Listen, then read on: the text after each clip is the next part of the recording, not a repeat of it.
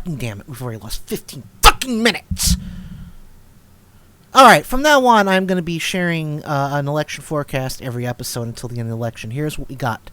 If the election were held today, Barack Obama is projected to receive 51.3% of the vote, Romney 47.3%. Also, if this election were held today, and keep in mind, as what's-his-face, David Bender always says the election is never held today.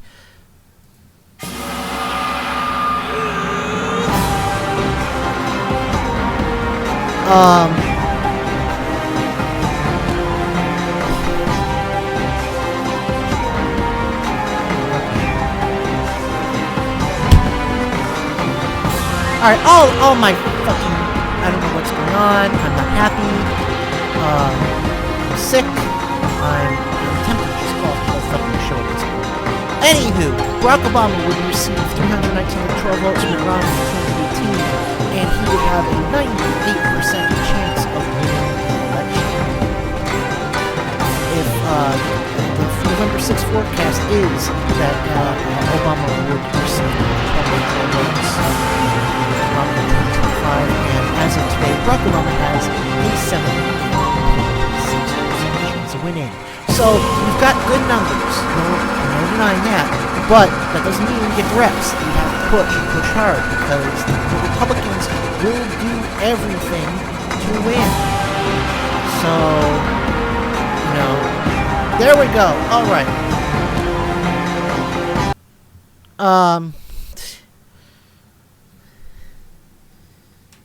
There should be... what the fuck?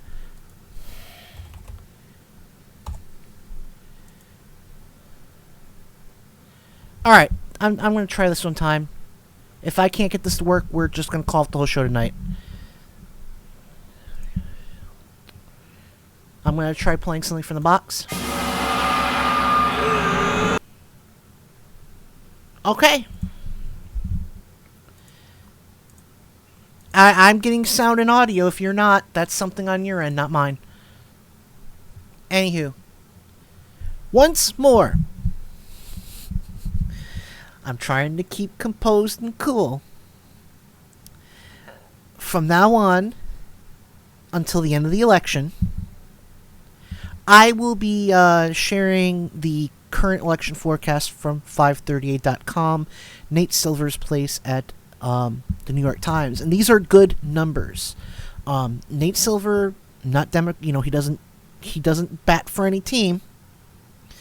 He just crunches numbers. So, his information is good.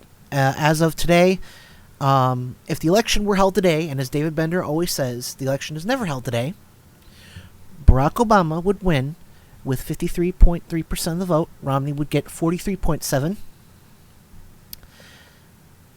Barack Obama would receive 319 electoral votes. Mitt Romney 212. And if the election were held today, Barack Obama would have a 91.8% chance of winning. Of course, David Bender says the election is never held today. And the election, and the November 6th forecast is Barack Obama would receive 312 electoral votes, Romney 225.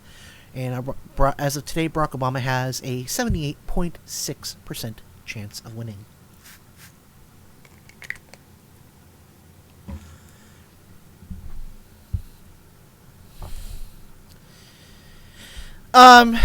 So War is going to be joining us later. I gotta double check on when. He'll be joining us at the top of the second hour. Wes Karskan will of course join us sometime in the show. You never know when he's going to show up. But let's talk about this debt deal. It's a big deal in Washington, D.C. Oh my god, the sequester. Oh my god, we're going to cut military spending.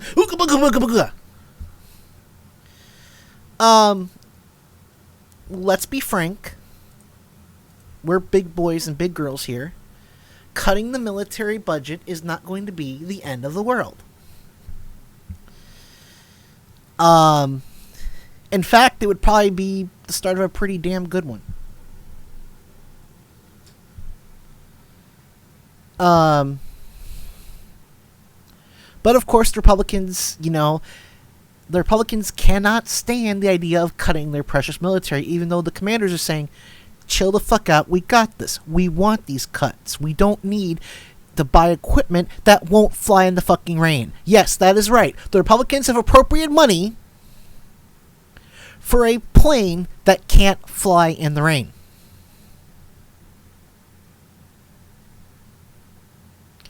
So let's talk about how we got to the sequester. Turns out Boner is a pretty dirty double dealer. He would basically say that we have a deal, and then he would turn around and say, oh, but we can't put anything in writing. Then he would go to Republicans and say there's no deal. Deal's off. Ha ha ha, motherfucker. He would say, for example, using savings from ending the wars is a gimmick that doesn't work. He wanted to put everything except the military on the chopping block. He lied, he cheated, and he stole. Let's be honest, he is a thief. Republicans are thieves, folks. Republicans, conservatives, blah blah blah blah blah, I don't care what you call them. They are cheaters, they are thieves, and they are frauds. Always remember that. So yeah. And the sad thing is Barack Obama apparently hasn't learned his lesson. He says he thinks he can work with the Republicans if he gets reelected. President Obama, this isn't la la foo foo happy land. This is politics. They will destroy you. In fact, I am betting you they are in their back room right now planning to impeach you if you win re-election. You cannot bargain with people whose goal is to see you destroyed, Mr. President.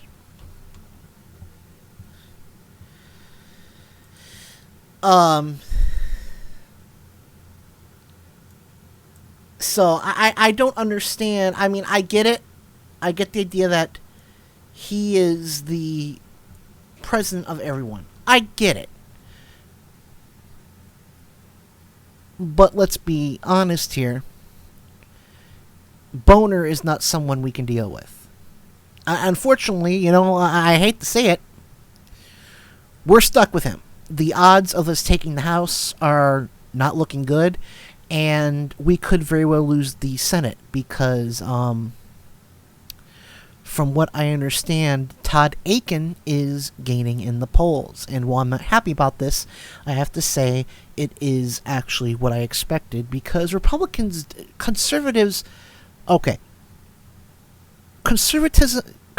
is an ideology of blind faith and follow. That's how, that's how all these Germans in World War II had no problem shoving Jews into ovens. Hitler told them to do it. He was the big cheese. He was their daddy. Do what he said. And that's why you had this at the Nuremberg trials. I was ordered to do it. It's not my fault. And that's basically what you have with the modern day Republican Party. Just shy of shoving people in ovens. Don't worry though, I'm sure they're working on it.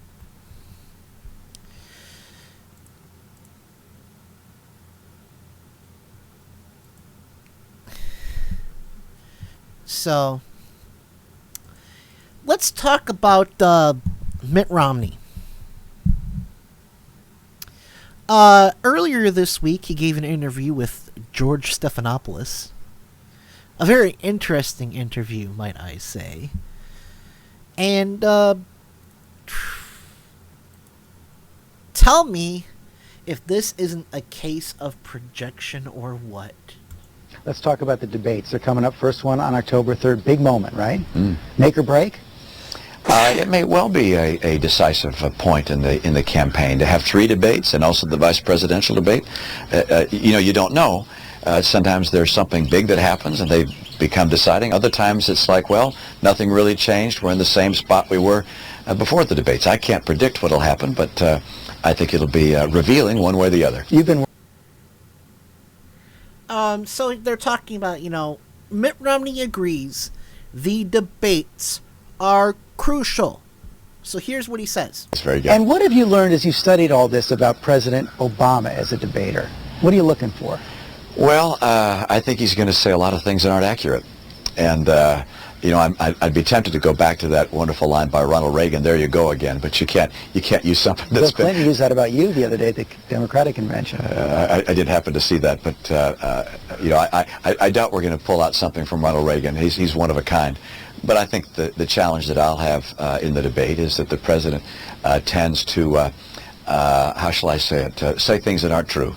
And in attacking his opponents. I've looked at prior debates, and in that kind of case, it's difficult to say, well, am I going to spend my time correcting things that aren't quite accurate, or am I going to spend my time talking about the things I want to talk about? And So that's what do the you do? challenge you always have. Well, it's a challenge you always have, and that's a judgment you make. I remember Shit-eating son of a bitch!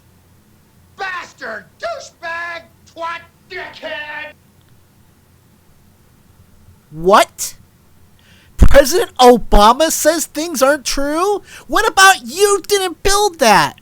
What about the work requirement from welfare reform? You lying son of a bitch!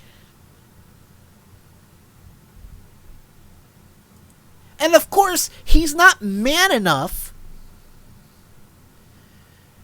to tell President Obama, I think you're a liar. Oh no. He's got to go to George Stephanopoulos and whine.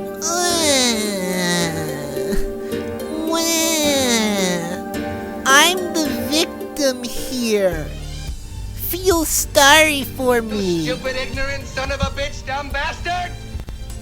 Jesus Christ, I met some dumb bastards in my time, but you are... He's afraid Barack Obama's gonna lie. I'd be afraid that Mitt Romney's gonna lie, because unlike Barack Obama, Mitt Romney has a track record of it.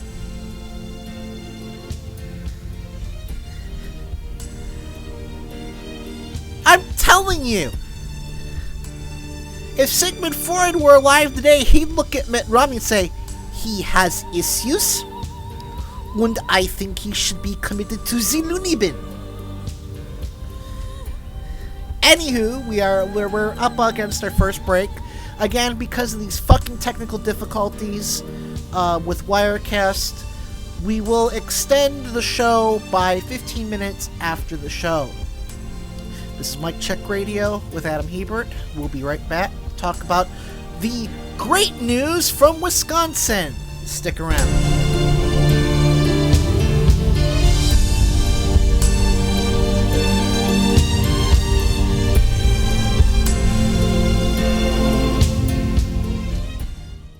And we are at an impasse. I'm afraid so. I can't compete with you physically, and you're no match for my brains. You're that smart. Let me put it this way. Have you ever heard of Plato, Aristotle, Socrates? Adam Hebert. Yes? Morons. You're listening to Adam Hebert and Mike Check Radio.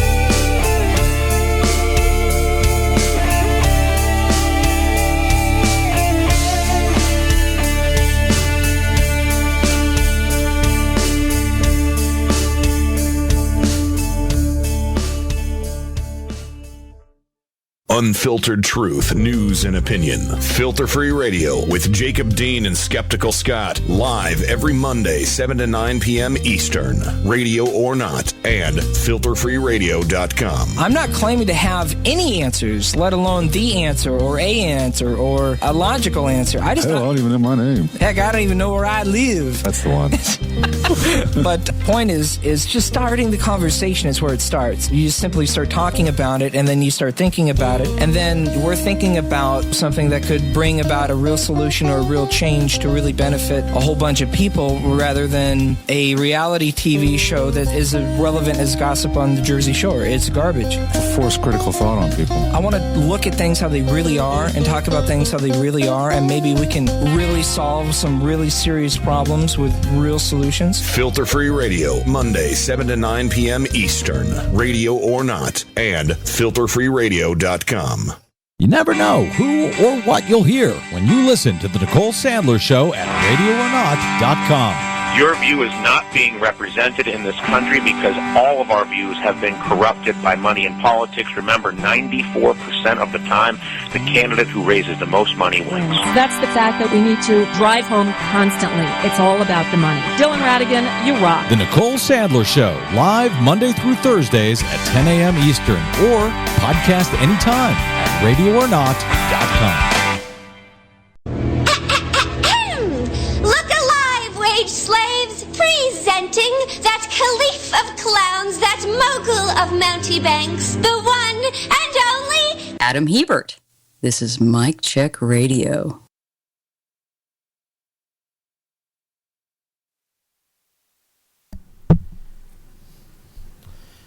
Okay, so I'm sure everyone here has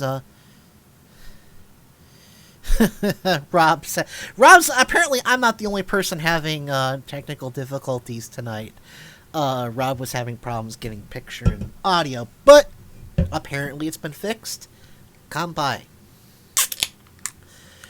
So, last night something big happened in Wisconsin.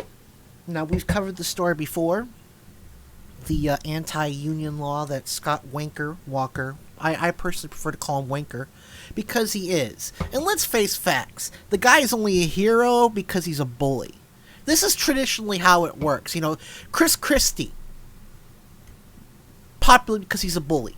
He's a fat, ugly motherfucker who bullies people around. Walker, bully. Nikki Haley, bully. They're popular because, so last night, a judge in Dane County ruled, and I believe Dane County is Milwaukee, the Milwaukee area. Or it could be Madison. And, okay, so it's not this one, it's this one. Okay, we're going to turn off the chroma key for now. It was looking good when we started. I was like, I'll use it. And then it went to crap. So, yeah. We're gonna shut it down. It's not worth it. No. We'll use the Constitution background. But, again, Chris Christie, popular only because he's a bully. If he weren't, the Republican Party would be like, screw you. You're fat. You're ugly. So, last night, this judge ruled Scott Walker's only achievement. Scott Walker only has one achievement in his entire term. His anti-union bill. That's it. That's all he's got. Nothing else. Nothing else. He hasn't balanced his budget.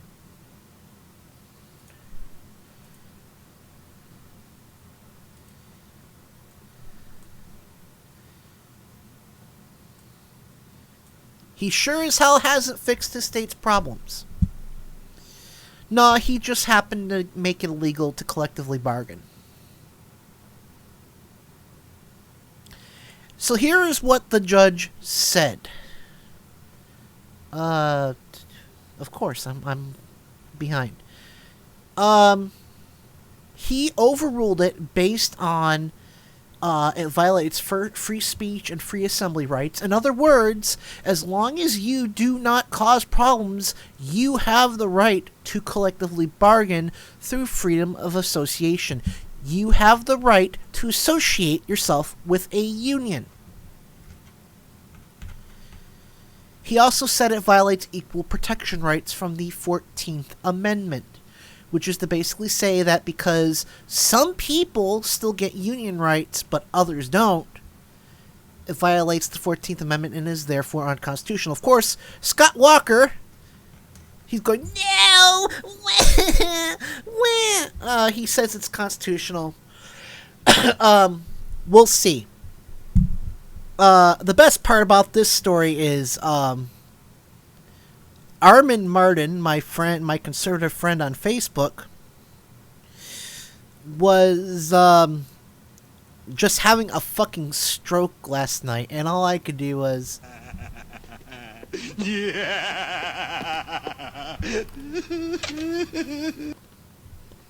I mean, the guy, he's like... He's an unelected judge. He was elected. He's on a fucking ballot in 2009. Well, it still isn't constitutional. I say, he says no. Guess whose opinion counts more?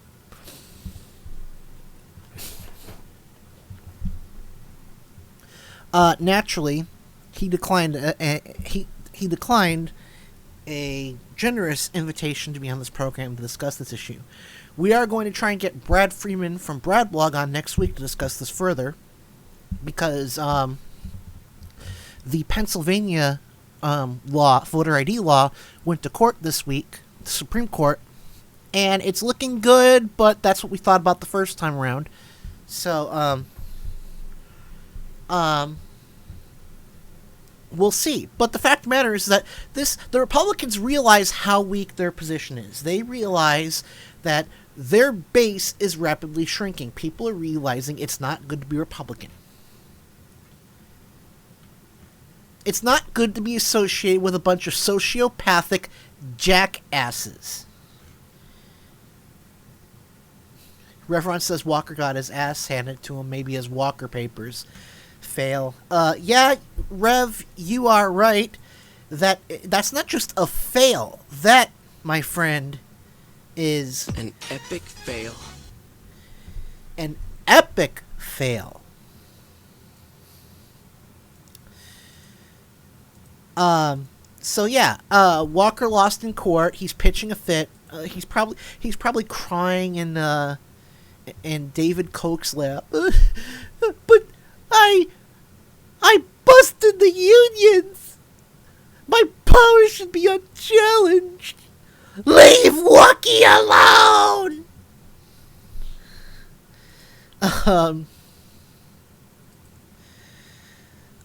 Now, is it me? Or does Scott Walker always have an expression that looks like he just got bitch slapped by a trout? Seriously.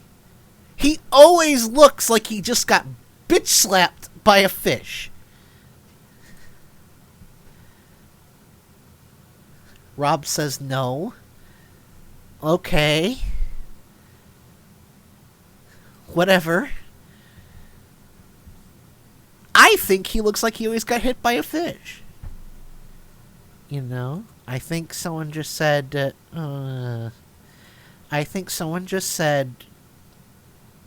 get over here. No! That's not it. No. Okay, I don't know what all these sound effects are doing in my box, but that's not the way... Okay. Wrong box. Yes, Ronnie Python fish slapped. So, yeah. This is great. That's not good. Okay, I thought I hung up there. I don't know. Like I said, I apologize for all the technical difficulties we're having today. If these persist, I'm not associated with a network. PBR can't return my calls. Nicole Sandler doesn't seem to like me. So if this persists, if these problems persist, I will be writing Ustream a very nasty letter, and we may uproot and move to live stream. No decision yet. Don't panic. That is a possibility, however, because I, for one, am sick and tired of this bullshit. I'm also sick and tired of them expecting me to pay $300 for their stupid little Ustream program so I can put on my show. I mean, that's just insane. So. But I did look at some of the information about the Pennsylvania case, and I feel pretty good. It sounds like even the Republicans were like, this is too far.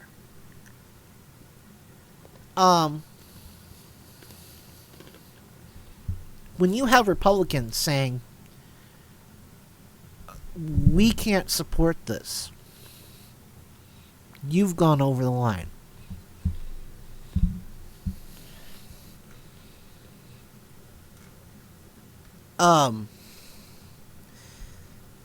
See, I was counting on War to be here because we were going to talk about 9/11. Enough about the court case. We'll wait until War gets here at the top of the hour to talk about 9/11. Except for the fact that,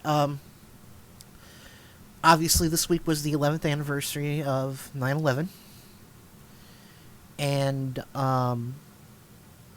more information came out that proves, I mean, if you remember back in June, I covered this story, where the CIA basically declassified materials that showed George W. Bush had been asleep at the switch. And, more information came out this week that backs up this assertion. And it's not just that. George W. Bush was also obsessed with Iraq. I'm pretty sure in one of his security briefs he said, enough about this Osama bin Boo-Boo guy. Tell me about Saddam Hussein. You know, that stupid smirk laugh of his. I'm so funny. You know, sounds like a dog panting.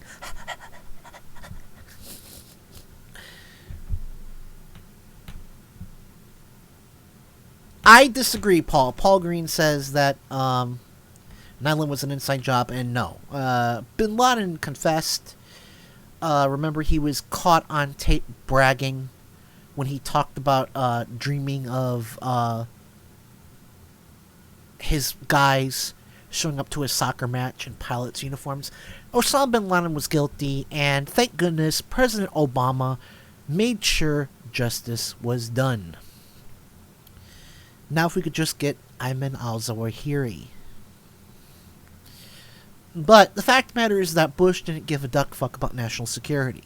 He had one goal and one goal only. And this is why we can't see those energy meeting minutes. We will never see them because it will reveal they were planning to go into Iraq the whole time. That was Bush's energy policy. Invade Iraq, steal the oil. Problem solved. And that is why we'll never see those energy meeting minutes. The fix was in January 20th, 2001. Bush had made up his mind before he even was sworn in. Everything else was just a formality. He was so obsessed with going into Iraq that he ignored all these warnings. After 9/11 happened, of course, he got his war. We know from the Downing Street memos they were going to have their war no matter what. They were going to fly the plane in UN colors. They were, false flag operations, all this bullshit. Bush was going to have his war. He had to prove his penis was bigger than Daddy's.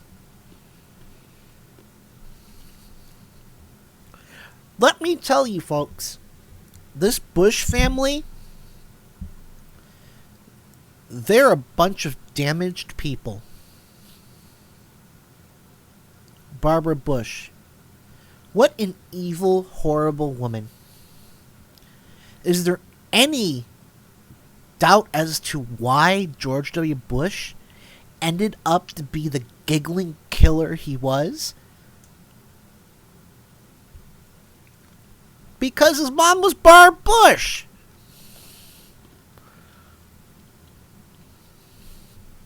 Rob Poole, Tenos 009, says that the U.S. isn't allowed to have a real energy plan, and I'm going to agree with that conditionally, and that is the U.S. isn't allowed to have an energy plan that doesn't involve oil. The fact of the matter is we have to get off oil. We have to. Otherwise, look, we only have the one planet. There's only the one Earth, folks. God's not going to magically make climate change go away. He's not going to...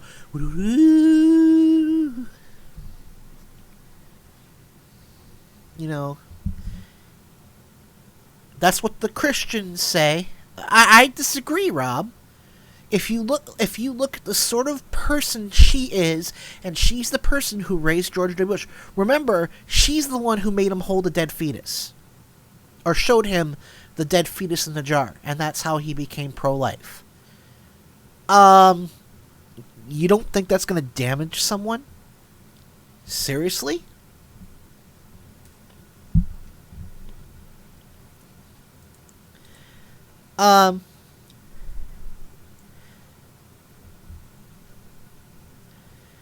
I just,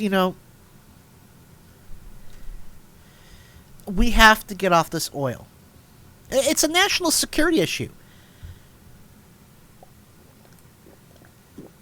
As long as we have to suck up to... you would think the Republicans would understand that every dollar we spend on Saudi oil is another dollar in the pocket of Al-Qaeda. Saudi Arabia is on record as supporting Al-Qaeda. Sure, they expelled bin Laden, said, don't come back, you're not welcome here. But they fund these madrasas, they funnel money. Basically how it works is, technically, on paper, Osama bin Laden, persona non grata. Until he was, of course, dead.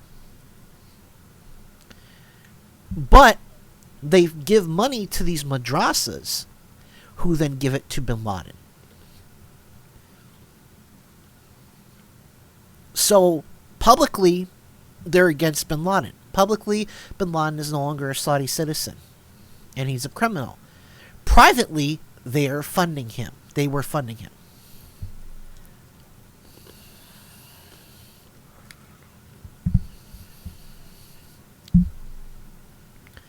And the thing you got to remember is, Rob points out that we're dumping coal for dirt cheap gas.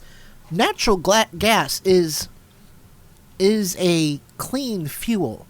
The problem is just, we have bad methods for getting it out. If we could find a way to extract natural gas without fracking, that would actually be a very good stopgap, if that makes sense. Natural gas as a stopgap between oil and coal and completely green technology. We can do it. We got to the moon in 8 years. There is no reason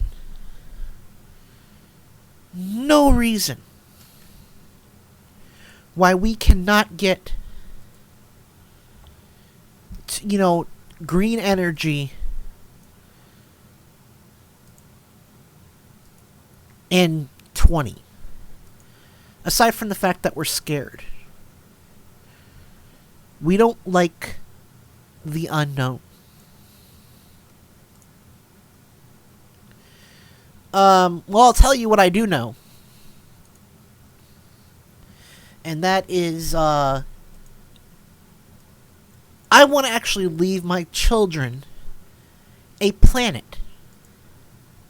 Assuming, of course, I ever have children, which is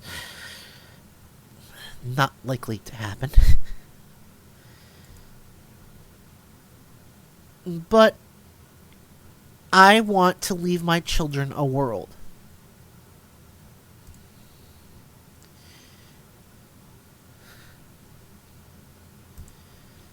The Republicans are saying, don't worry, God will take care of it. It's cool. We got this. No, you don't. No, you don't.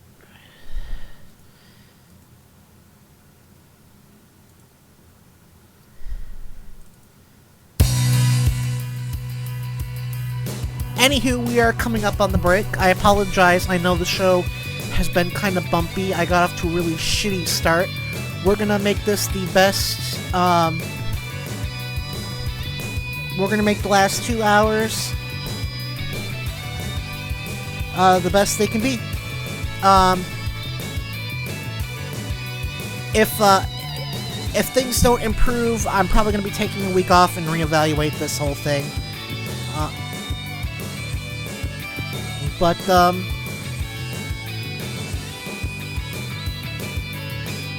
you know, I'm not saying I'm definitely going to give it up, but we'll see. Anywho, we're going to take a break, and when we come back, we will have War On to discuss the Value Voters Summit, and I've got some awesome audio from that. Believe you me. That is gonna be some awesome shit.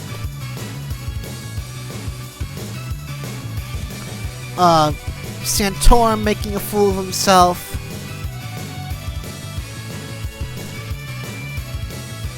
All sorts of great stuff. We'll be right back after this.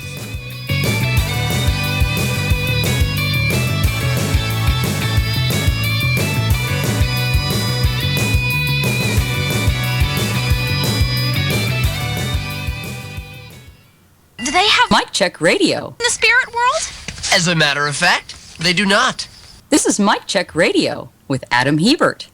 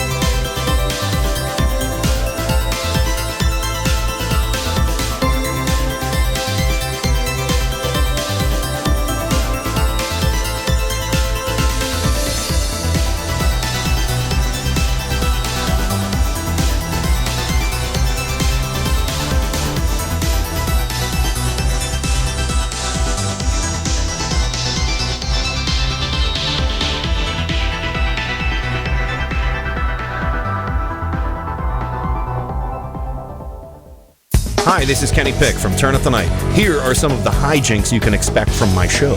Now, Tony, since you're in the UK, I would love to get your opinion of some of our contenders right now. So let's start with our good friend Mitt Romney. Mr. Smoothie. Yeah. Have you heard his singing voice? The man has the voice of an angel. Does he really? The fruited plains. So. Brilliant. Turn Up the Night with Kenny Pick, streaming live every Tuesday and Friday from 7 to 10 p.m. Eastern at Radio or Not, Talk Radio 1, Progressive Blend Radio, and KennyPick.com. If you want talk, go to the other guys. If you want conversation, go to Ray Madero's at USAProgressive.com. The American people need to hold the Republican Party accountable. They're not willing to raise taxes on millionaires and billionaires in order to pay for American infrastructure, put Americans back to work, and educate American children. Yet they're willing to add to the national debt in order to go into another war, this time against Iran. USAProgressive.com. The conversation starts here. The hell? Are you stuck at home on a Saturday night with nothing to do again? I can't take it anymore! Then join me, my co-hosts, and my guests every Saturday evening for Mic Check Radio with Adam Hebert. Okay. Together we'll discuss the big news of the week from entertainment and politics, talk about the issues that are on your mind, and hey, we'll even talk about general stupidity and jackassery from the American right. You stupid jackass! So join me every Saturday evening, 6 to 9 p.m. Central at my Ustream home, Mic Check Radio. Come on in, it'll be loads of fun. Gee, I sure hope there's a happy ending. I love a happy ending.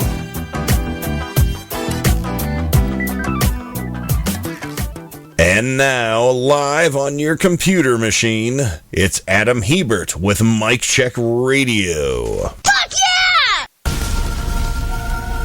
1,000 years ago, superstition and the sword ruled. It was a time of darkness. It was a world of fear. It was the age of Adam Hebert on Mic Check Radio.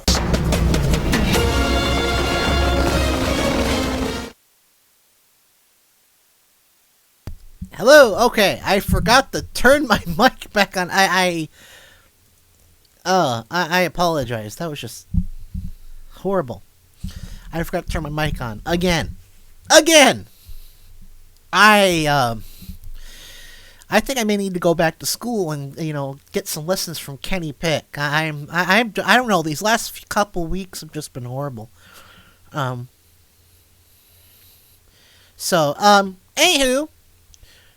Joining me for the rest of the show sometime soon, as soon as he pays attention,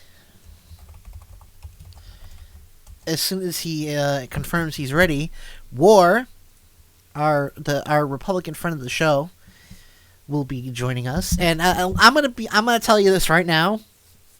I'm pretty sure that he likes Mitt Romney about as much as he likes Paul Ryan, which, as we know, is not a lot.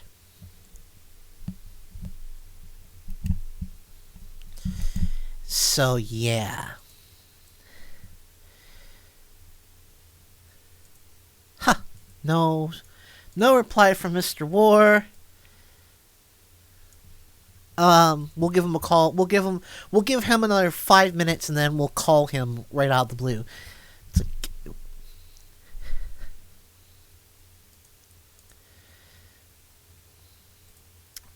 Anyway, so this week, I don't know when it started. I didn't even know it was going on until yesterday, and I was like, oh shit, I've got to get audio. This week, the circus was in Washington, D.C. And by circus, I mean the yearly Values Voters Summit. Because, remember, us godless liberals, liberals can't have values. Liberals are smart, sexy. They have all their teeth. We can't have values. So yeah. Got us a lot of audio from the Values Voters Summit. And so we're okay, War. Get ready. I hope he's not mad at me. Let me make sure I'm doing this right. Yes. Testing. Yeah.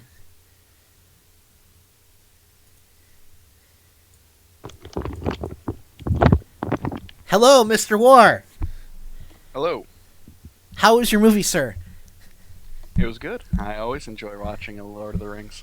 Well, that's good. I'm glad you enjoyed it. I will admit I am too looking forward to seeing Peter Jackson's interpretation of The Hobbit. I grew up with I'm pretty sure you did too. You're not that much younger than I am, but I grew up with the old cartoon version. Yep. So, which wasn't that bad. It just was horribly incomplete.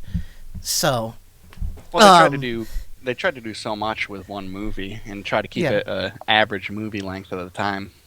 Yeah, and like I said, it was good. It was well voice acted, good music. It just, they had so much material to cram into one movie. Anywho, we're not here for the wacky movie review. We're here to talk about stupid conservatives. So, are you at all familiar with the Values Voters Summit? I'm not, actually. The first time I heard about it was when you were mentioning it earlier. Really? I have to admit, well, I'm surprised, not shocked per se, because I know you don't follow politics like I do, but I would think that it's like CPAC for the conservative Christians. CPAC is general. That could be a decent reason why. Maybe I have heard of it, and I'm just blocked it out over the years. Before we jump in, because we've got basically it was like a circus of stupid, Cirque du Stupide, as it were. But I want to get your opinion on this. Rush Limbaugh had it on the anniversary 9/11 had a theory, and I want to know what you think about this. You've been hitting the booze again. No. Not yet. I'm just a little too early. I haven't drinking yet. Anyway, here's Rush Limbaugh on Osama bin Laden. Tell me what you think. Ladies and gentlemen, just wild theory, picking it off the wall. All it is a theory. What do the militant Islamists want more than anything in the world? Israel gone is right.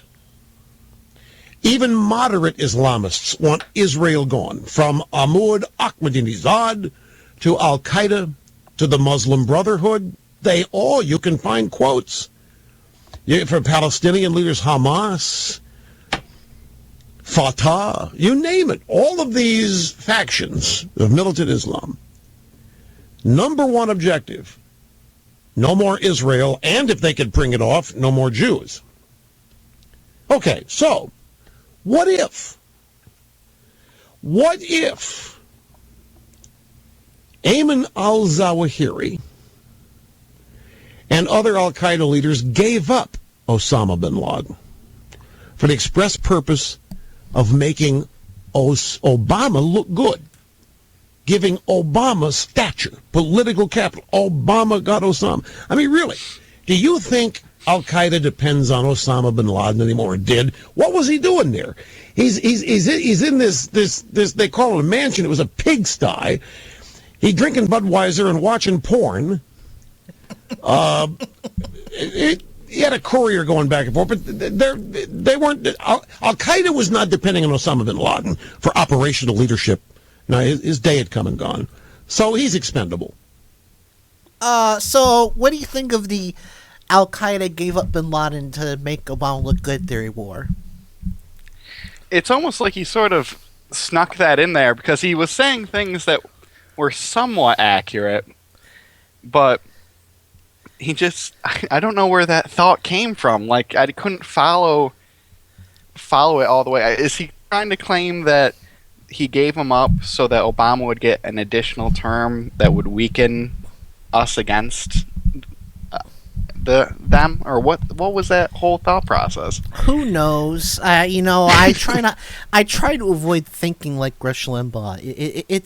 It's painful, but there is one thing that we can all say, and that is that was... This one is a doozy. Oh, I mean, that's just like simultaneous brain and butt hurt. I mean, I mean, how pathetic is it? You know, they talk about we love America, we love America.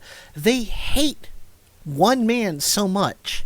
They'll cook up these crazy conspiracy theories just to, you know, and I mean, look, here's how I see it. You don't have to love Obama. I have issues with things he's done. Believe me. But maybe it's because I was raised in the, you know, my father is a retired army, you know, soldier. But I was raised that you have a certain amount of respect for the presidency, and regardless of who holds the office, you respect the office. That's why I say President Bush, because he held that office. And I mean, I don't understand this war. It's Obama derangement syndrome. Tell me I'm right, please. I don't think you could really explain it as anything else. It's certainly, it's hard to, I think what was most confusing about that clip for me is I don't know what Rush was getting at. Like, he's trying to insult Obama, I feel, but I'm not sure how he was going about that. Like, was his claim that Obama orchestrated some sort of deal? Well, yeah, I mean, I think that was what he was going for, that Obama, you know, has connections to Al-Qaeda, and or that Al-Qaeda has for some reason, Al-Qaeda has a vested interest in keeping Obama in power. Which, you know, either way you phrase it, I mean, that's just a horrible thing to say about, you know, especially when you claim to love your country. You know, again, maybe I'm wrong. There's plenty of other things that was funny about that comment. Like, I'm not sure if Rush understands the real reason that the Middle East is mad at Israel. It's that they don't. He made it sound like they were going to destroy Israel. That no, they want their holy land back. Well, I mean. Let's first say, you know, thank you for bringing that up, War. Let's quick history lesson. The source of this anger towards Israel is following World War II, Europe felt really bad because the hateful things they said about the Jews contributed to the environment that allowed the Holocaust to happen. Is that accurate? Mm-hmm. Okay, so going on, they said we're gonna give the Jews a homeland. We're going to give them a place to go back to. Good idea. Don't get me wrong. Nice thought. But they did it by kicking off the people who had that land already, in this case, the Palestinians. Yeah, and really if they could have given them some much less controversial land. I mean, they gave them Israel, the land of where a lot of religions find their roots in. They gave them just this... It's almost like they put them on top of a powder keg right after World War II. Putting them in the worst... I can understand why, you know, the Jewish people were so excited to get that land, because that is very important to them, but you set the whole thing up for failure. Right. Years and years and years of failure. Right. And that's why a lot of these Middle Eastern states don't, you know, have issues with Israel. However, why does Iran have issues with America? War? Why does Iran have issues with America? Why does Iran have issues with America? Well, because we're allies with Israel now is one of the reasons, although I'm sure we had, history-wise, I'm sure we had a hand in giving them the land in the first place, but I have to admit I'm not sure exactly how that went about. Well, I'll say something I don't want foot in mouth. No, I understand. It goes back to the 1954 revolution, where we deposed their elected leader and installed the Shah, because the elected leader was going to nationalize Iran's oil. So we assassinated this man and we installed the Shah. Excuse me, I'm sorry, I have a cough today. And so that is why the Iranian Revolution happened.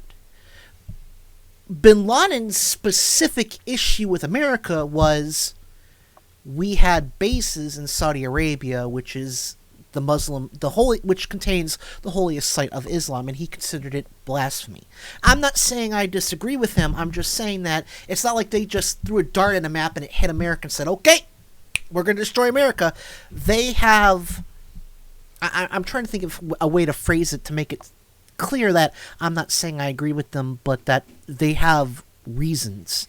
No, you can disagree with how they went about dealing with their reasons, but you can't deny that they had the reasons. Right. I mean, they have a legitimate gripe, I guess. Again, right. I'm not saying that they have the right to be blowing shit up to resolve that gripe. But again, Osama bin Laden's... Because remember, Osama bin Laden was originally an ally of the United States. We funded him, we equipped him in Afghanistan, and then the Persian Gulf happened, and I was 10 during the Persian Gulf. That's how old I am. And it wasn't just that we went to Saudi Arabia and we had bases, it's that we remained there once the war was over. He just felt that American boots in the Muslim Holy Land, which is Saudi Arabia again has Mecca and all these holy sites. He just felt it was blasphemy, and he went about the wrong way of doing it. And so it's not like they just said, like I said, they didn't just throw a dart at the map and say, okay, we hate America, let's go. There are reasons for that hatred, and I'm not saying I agree with it, but we gotta remember that those who don't know history are doomed to repeat it, which would explain why we ended up in Iraq again. So yeah, it's like I said, I'm not saying that I like Mahmoud Ahmadinejad. I'm saying that I understand why the Iranian Revolution happened. So, anywho, let's get to work on well, here's a clip from are you familiar with Pamela Geller? Vaguely. She runs a website called Atlas Shrugged, and so Stephanie Miller calls her Atlas Jugs. I will say this: Pamela Geller, very attractive woman, nice chest. It's like Wes once said, women, evil hearts, great asses. And I know which way you go, but I'm just saying, how could someone this pretty be just this? Very important that people understand what's happening here. Obama is sanctioning the blasphemy laws under the Sharia. Under the Sharia, Islamic law, you cannot insult or offend Islam. And Obama is submitting the United States to that. I think it's a very dangerous trend. And we're paying for it. All right, Pamela Geller, thank you so much for joining us. Or, alternative war, and maybe it's just the crazy liberal in me that hates America so much, maybe he just says being a total dick isn't a good idea. Just saying. Maybe treating other people's customs with respect. Oh, no, that's terrible. We can't have that. We definitely can't have that. And one of the things that drives me nuts is, the right wing supports Israel. Okay. Why do they support Israel? Well, you should support Israel. It's just that doesn't mean that doesn't mean the Middle East is your enemy automatically. Well, no, just hear me out. Hear me out. I'm going somewhere with this. There's a method to my madness, I promise you. Why do these conservative Christians support Israel? It's Wes is here. We'll get to your jingle in a minute. So the question, Wes, is because we're talking about the Values Voters Summit. The question is, why do conservative Christians support Israel? Hold on. I have a feeling. There. No one? I'll write down. Oh, no, I'm writing down my answer. I've got to do a dollar count for this. All right. I can answer this, actually. Go for it. Because fundamentalist Christian... Let me get my buzzer ready just in case. Jesus Christ, man. Just let me answer the question. Okay, go. Because fundamentalist Christianity is based on a sort of end-of-the-world Armageddon kind of mythology, wherein once there is a certain situation resolved wherein the Jews have returned with peace in the Jerusalem, then the rapture can happen, and then Jesus will come back and bring donuts. Wait. You got... Oh! I did that on purpose, by the way. I figured you were going to get it right. Yes, they want Israel to exist long enough for it to be destroyed when Jesus comes back, because the Jews are a bunch of filthy Jewish heathens who don't accept Jesus as their Lord and Savior. Good job, Wes. Thank you. So imagine my shock when I heard... I'm telling you, this was like a gold mine of stupid. Here is retired General... Oh, crap.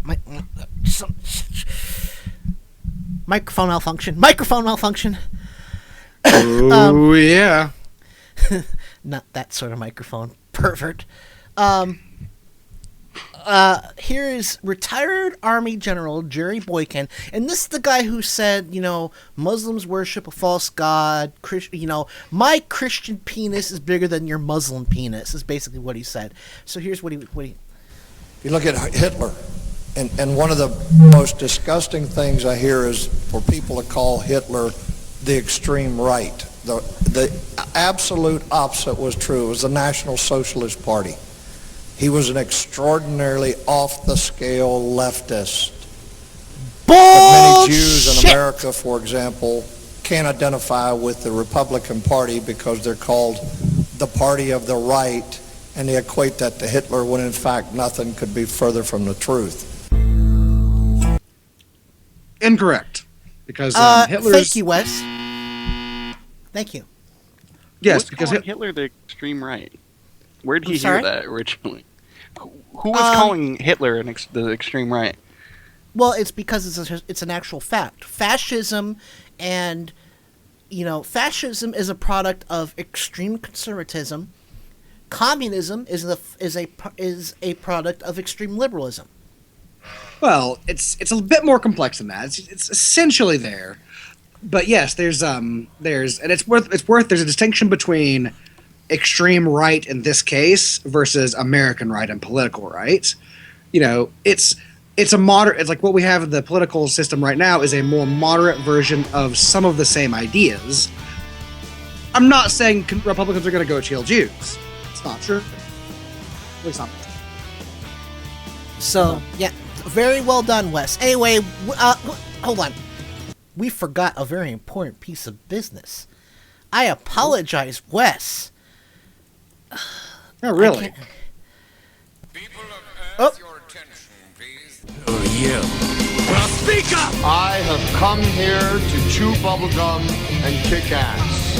And I'm all out of bubblegum. It's the most badass co-host in liberal talk radio, Wes Carskaddon. A foul-mouthed, barrel-chested, beer-bellied pile of ugly muscle. Holy shit, you geeks are badass. I apologize for nothing. You know how testosterone is. As a bubbling crockpot of male hormones, I sure do.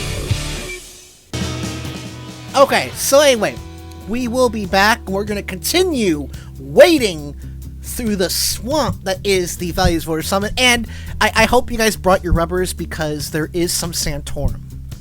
So... Oh, don't worry. I always carry a rubber. So anyway, we will be back. This is Mike Check Gray with me, Adam Hebert, Wes Carskaddon co-host, and our guest from the remainder of the show, War in our New York bureau. So we will be right back.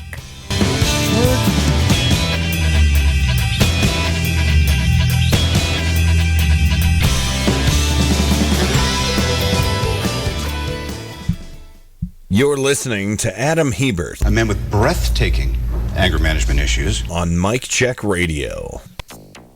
It's Thursday, September 13, 2012. We have a problem when senators representing states with strong solar industries vote against We their have constituents, about, and that is exactly what has happened. 7 minutes. The U.S. solar industry fights off Republican attacks. Wind turbines distributed across Earth's surface could generate more than 20 times the amount of power currently used by civilization. The U.S. wind industry does too. Plus, it is now official. The Volt is a dolt. It stinks! Right-wing media fail in attacking the Chevy Volt again. All of that and more straight ahead. From BradBlog.com, I'm Brad Friedman. And I'm Desi Doyen. Stand by for 6 minutes of independent green news, politics, analysis, and snarky comment. Republicans also believe that putting the word clean next to the word coal creates something called clean coal. Good point, Bill Maher. Then again, so does Barack Obama. This is your Green News Report.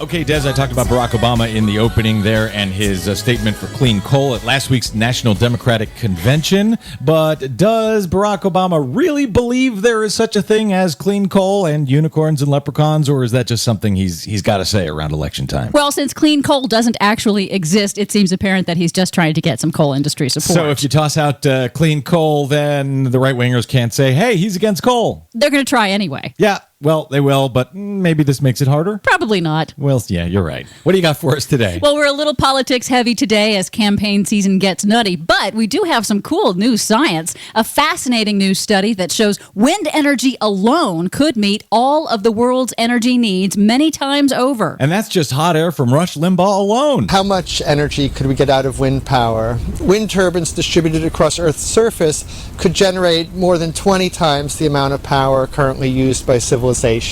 That's the study's lead author, Ken Caldera of the Carnegie Institution for Science. They used computer models to calculate the planet's total potential wind energy generation. There's a huge amount of power available in winds. So then the issues that are limiting the development of wind power, the normal economic issues of cost, as well as intermittency and so on, but it's not a fundamental geophysical limit that's preventing wind power from powering civilization.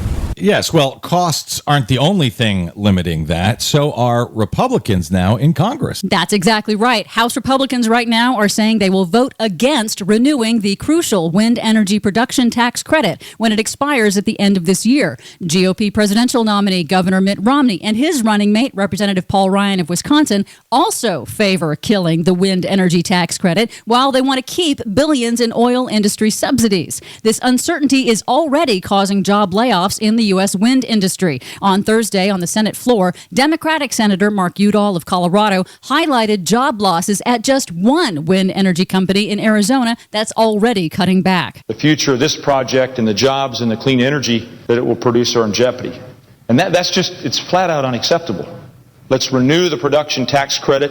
The production tax credit simply equals jobs. Now, the U.S. solar industry is gaining traction. More solar power was installed in the United States in the last 3 months than in all of 2009. So naturally, fossil fuel-funded congressional Republicans are also trying to undermine America's solar industry as well. They're trying to kill off investment tax credits and incentives that help homeowners and businesses go solar. Well, you know, the government shouldn't be picking winners and losers unless, of course, the winners and losers are the fossil fuel companies. Right. Solar Energy Industry Association President Ron Resch says the solar industry must step up its fight and fight against the fossil fuel industry and its unaccountable super PACs. We have a problem when senators representing states with strong solar industries vote against their constituents, and that is exactly what has happened.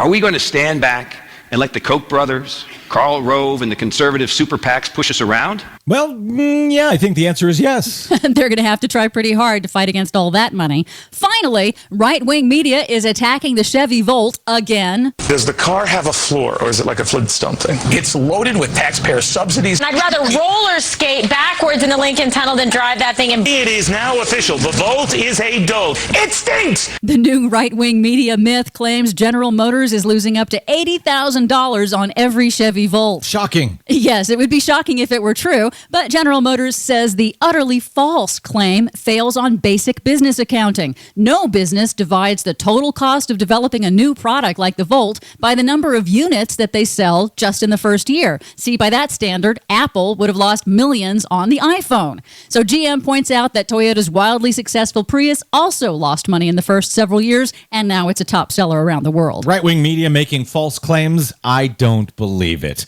For more on that story and the ones we couldn't get to today, please check out our website at greennews.bradblog.com. While you're there, please consider a donation to help support the Green News Report. And remember, you can download us anytime on iTunes, listen to us on your mobile device via Stitcher Radio, follow us 24/7 on the Twitters, and find the Green News Report and like us on the Facebook. From bradblog.com, I'm Brad Friedman. And I'm Desi Doyen. And this has been your Green News Report. Not diesel, steam, or gasoline. Let's take a ride in an electric car. Happiness resides in an electric car. You can even drive an electric car.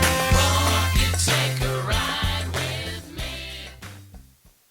If you want talk, go to the other guys. If you want conversation, go to Ray Medeiros at usaprogressive.com. Corporations are people, my friend. We can raise taxes, and of course they are. Everything corporations earn ultimately goes to people. Corporations are not people. Corporations are property. The last time people were property in this country, we fought a civil war. usaprogressive.com. The conversation starts here. You never know who or what you'll hear when you listen to the Nicole Sandler Show at radioornot.com. Bill Maher, you're here in Miami on Friday night. You're doing a show at the Fillmore at the Jackie Gleason Theater. They just renamed this theater the Fillmore. And they put up a couple of psychedelic posters. So I guess... Was it the theater Jackie did his TV show from? Yes. Oh, wow. What I hear they did is put up two of those old Bill Graham posters and renamed it. Yeah, I can't think of two different icons of show business. Yeah, really. Bill Graham and Jackie Gleason. Yeah, why they just didn't play up the Jackie Gleason aspect, I don't know. But then again, this is South Florida. Right. Okay. Welcome to it. I feel warned. The Nicole Sandler Show, live Monday through Thursdays at 10 a.m. Eastern, or podcast anytime at radioornot.com. The body of a child, the brain of a genius, the 2000 IQ Killjoy detective. It's Adam Hebert with Mike Check Radio.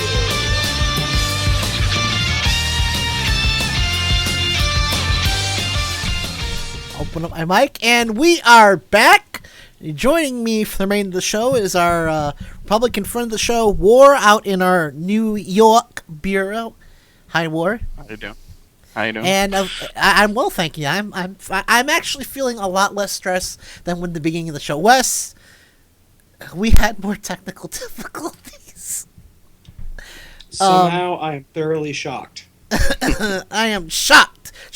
Well, not that shocked. Again, Wes Kersgan. And now, Wes, you may want to try and make sure you're early, so I'll keep you posted on this, but I emailed Macaroni, the official rapper of the Stephanie Miller Show, and he says he's willing to come on, so we're gonna finalize that booking. So I would make sure I were home early that week just to be safe. If I can, I will. Come straight home from work every time. Now, so have they given you have they told you when you're going to make that transition yet? Nope. Still it's going to have to be soon, though, because it's almost dark by the time I get done, and I can't run the nighttime, so... Right. Well, no, that's I'm just curious. And also, when you do make that transition, I would PM Kenny Pick and tell him you're available for that offer to be on Turn Up the Night. For sure. Just remember, though, if you're on Friday, that is the FCC compliant show. Fuck it. So, anywho, we are wading through the muck, the mire of the Values Voters Summit because, as I said earlier with War West, us filthy, stinking liberal pigs, We're not allowed to have values. We don't vote our values. That's why I make sure to like grope 9-year-olds every chance I get, because there's no God to say not do it. So why not? Yeah. So there's just so much stupid. How about we kick things off with the butthurt that is Kirk Cameron? Okay, I missed this one. Now, just for some background, Kirk Cameron was I don't remember the show, Growing Pains. He was on Growing Pains in the 80s, and after the show ended, I guess because he wanted money and therefore he wanted attention, he's like Victoria Jackson, only without the annoying voice. Yeah, he's like he did a lot of work with the Left Behind series, Yes. and it was translated to movies, which just bad writing. Dear God. So here is what he has to say about the founding of this country. These were the kinds of values and these were the kinds of essential principles that inspired later. And by that he means Christian ideas. Generations with our founding fathers and beyond, and just put so much power in the churches and in the communities. And they built a nation because of their sacrifice from the ground up and the inside out. And it started in the heart. And I wondered why I was never taught these things in school. I was taught that our founders were a bunch of atheists, agnostics, and deists.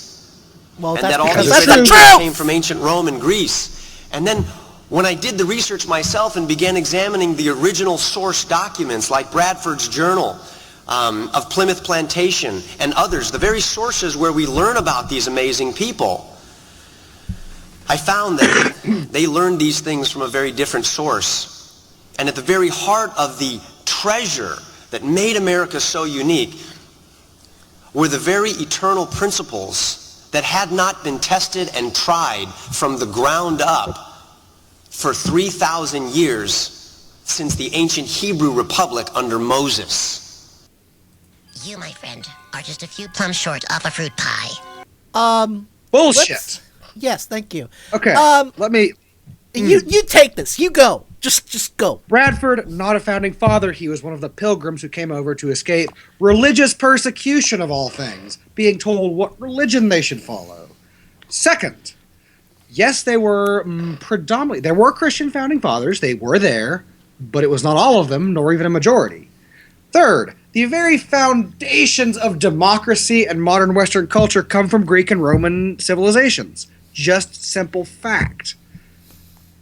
What I Fourth, thought Growing Pains sucked.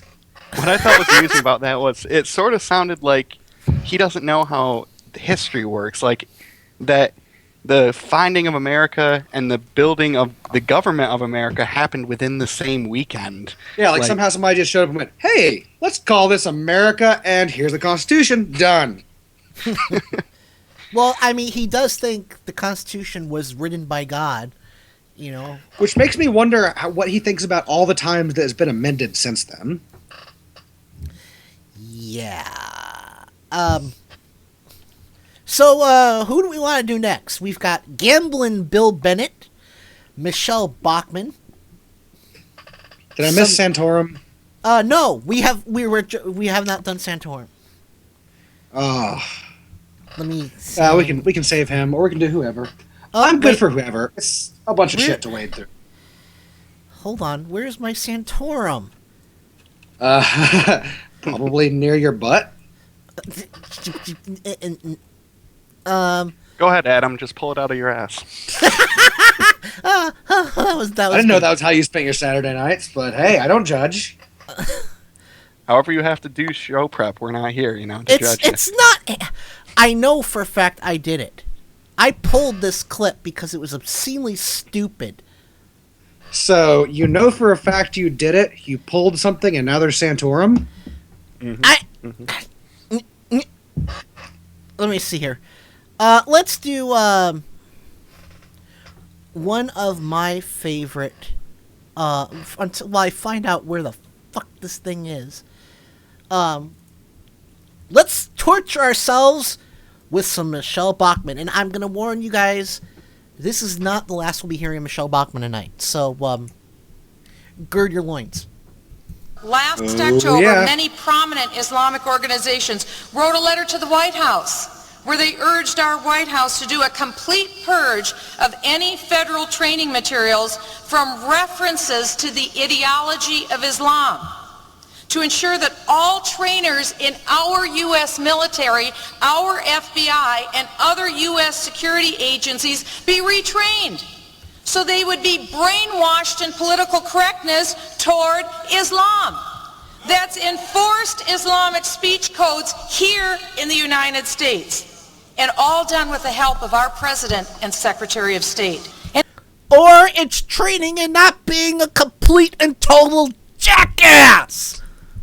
So, okay, I kind of miss her point there. So she's saying that basically language in reference to specifically Islamic terrorism and Islamic threats was removed from training materials, right? Yes, that's her beef. It doesn't say... So... Because there have... Well, we'll get to this point in a few minutes, but apparently there has never been a Christian terrorist. And I'm sure Timothy McVeigh and Eric Rudolph and Shelley Shannon and all these Christians who were terrorists and convicted of terrorism, I'm sure they're going to be shocked that they're not Christian. That they're Muslim. No, they're not terrorists because they're white. Yeah. Well, no, they're not terrorists because they're Christian. I found the Santorum. Are you guys ready? Yo. As ready as you can be. Do we need to I'm always ready for Santorum. It's a Santorum surge. I'm not going to play that. No, Wes. No. We will never have the media on our side. Ever in this country. We will never have the elite, smart people on our side. True. Because they believe they should have the power to tell you what to do. Oh, it's us. It's us who want to tell you what to do. Not the people who say you can't have an abortion, you can't marry a man, you can't marry someone if you're gay, that you can't have access to birth control, that you can't do this, that you can't read porn, that they want to control, these Christians want to control every aspect of our lives. But we're the ones, the smart people are the ones who want to tell you how to live your life. I mean, war... Take it away before I have a stroke. Well, someone, anyone, please. Really, the issue that I have is you're exactly right. Somehow it's been turned around that we're the ones who want to restrict it. You know what? I know lots of atheists. I am one myself. I have many atheist friends. Not a single one of them will ever tell any Christian that they can't worship in their own home or their own church or their own, place where they have their freedom. Nobody's saying that. It's not anything that's being threatened. Nobody's saying that you can't do what you want as long as it's, not harmful to the rest of society. I mean, it's like we're arguing with children, and it's opposite day. Well, it's kind of like what the right, especially the values voters set, has been doing for a long time, which is making up a threat. This is a threat that doesn't exist. Nobody is going to tell people they can't go to church. It's never going to happen. And if anybody does, I'll be the first one to stand up and say, no, that's wrong. Right. Well, speaking in their defense, they're not going to say you can't, but they will make you, atheists I have noticed, will make people who go to church, not all atheists, feel very stupid about it. Like, they make the concept of being Christian insulting. Now, can I be just totally fair, and I'll admit this is a horrible approach here, but to be fair, some of the stuff in that book's a little silly. Okay. Well, you see, Just saying. when you do say that, that's insulting. It's a direct attack against their belief structure. So they are going to play defensively because of it. Well, let me put it this way. A lot of stuff in the Bible is silly. They sit here and they say, Scientology is insane. But I believe a man lived in a fish for 3 days. Yeah, and if you're not, for Christians who are not Bible literalists, who I agree that it's a good piece of literature, it has lots of good messages that you can take a lot of value from. But you have to look at the history of the document, and you owe it to a document that's historically influential to really study the history of it and understand where it came from, why some of the things are metaphors. Otherwise, I feel like that's honestly disrespectful to the Bible itself. Okay. Very good. Very well said. How about we do... I don't know this guy very well. His name is Kamal Salim. He's new to our stable of assholes. Where is it? Kamal Salim. Salim One College. So here's going. This is echoing what Rick Santorum was said about us damn smart people. Here's what he has to say. When we came and moved to the United States of America, start penetrating the United States, your university and colleges where you're sending your children were our playground. That's there we received them and we changed them. We returned them against you. We met the professors and we were helping the professors to establish new curriculum purposely to change your world from within. We were not interested to hit your building with airplanes, but we are changing your children to hit your nation with everything they've got.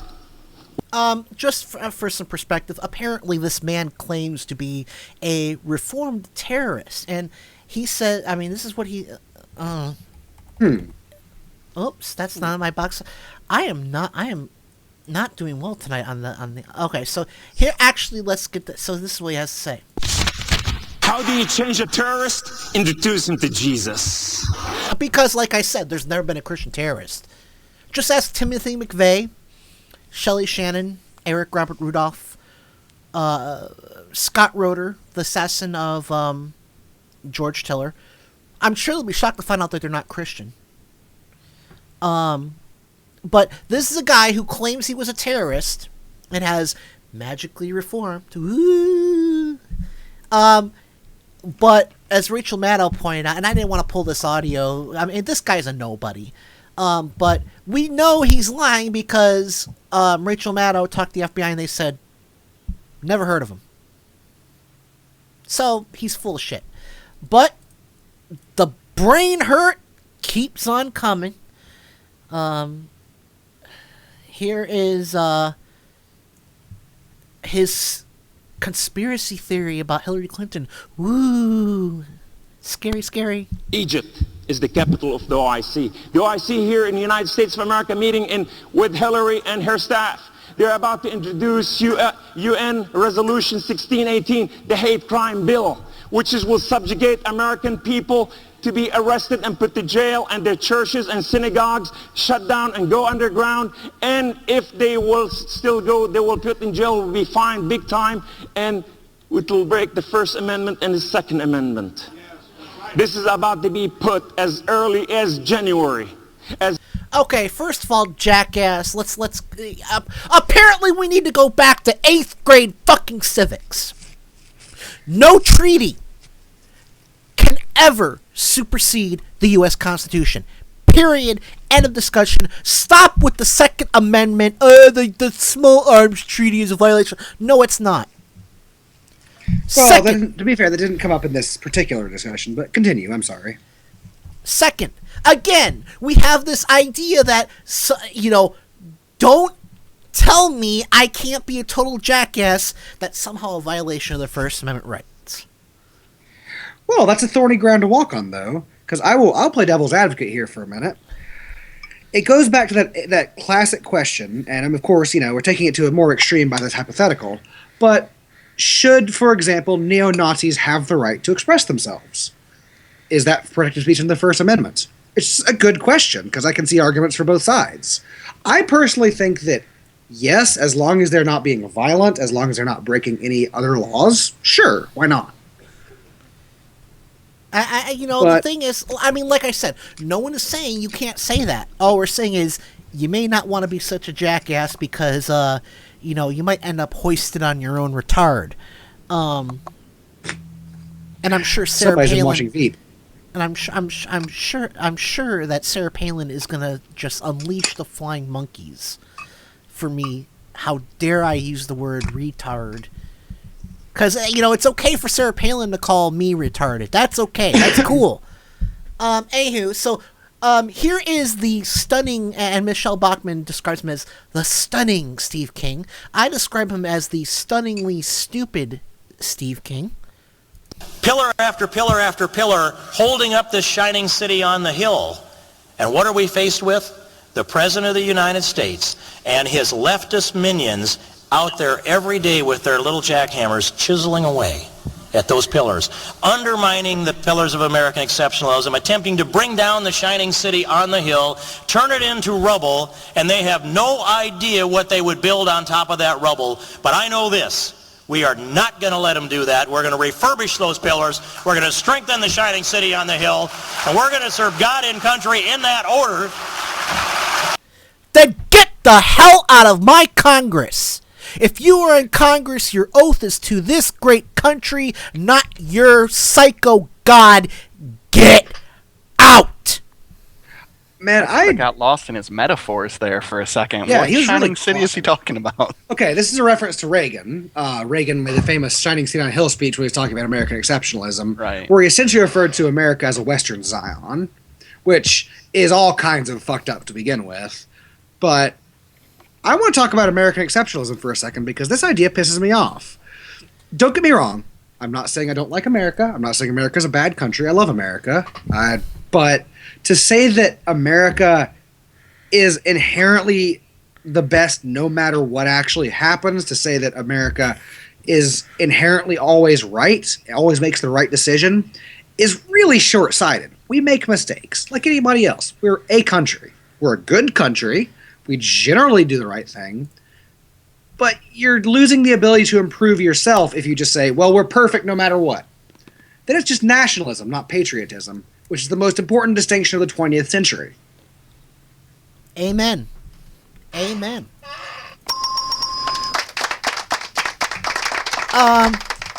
So yeah.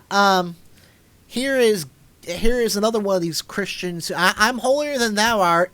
Bill Bennett got caught gambling, which he wants to ban. So another Christian hypocrite. Here we go. Bill Bennett. Gambling Bill Bennett.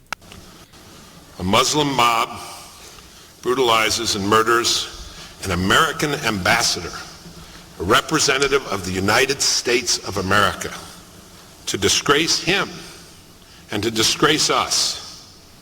They would murder us and brutalize us too, all of us. And our government reacts by shuddering and shaking and wondering at the consequences of our First Amendment. It blames an inconsequential fool of a filmmaker with a paltry influence for the venom unleashed in another part of the world.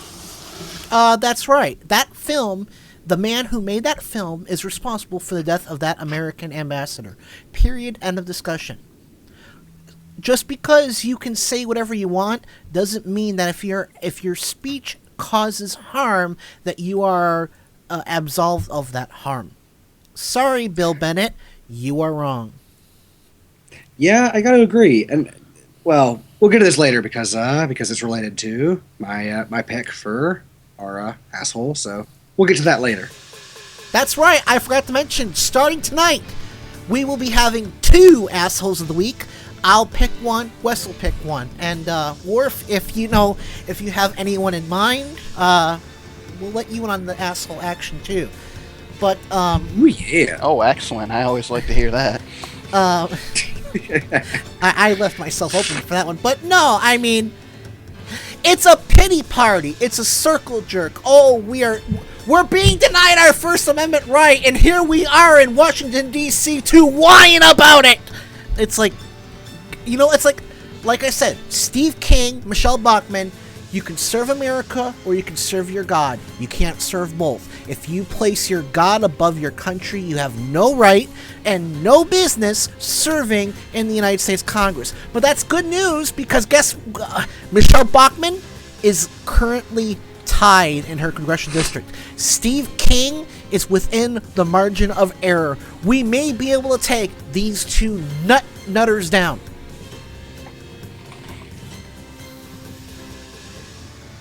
So I think that's pretty good news. Anywho, we'll be right back. This is, of course, Mike Check Radio with me, Adam Hebert, and co-host Wes Karskadin, and special guest co-host War in the New York Bureau. So again, I really feel bad. I know I asked you last minute, War. It's just I had my guest and my guest co-host both bail on me, and believe me, I was not happy. I was like, I understand shit comes up, but I need to know a bit more in advance. So thank you again. Show must go on, man. I know, it's frustrating. It's frustrating. Anywho, we will be right back on Mike Check Radio with Adam Hebert. And there we go. I'm glad this argument is being conducted on a mature adult level. This is Adam. I'm glad this argument is being conducted on a mature adult level. This is Adam Hebert on Mike Check Radio. 6 minutes.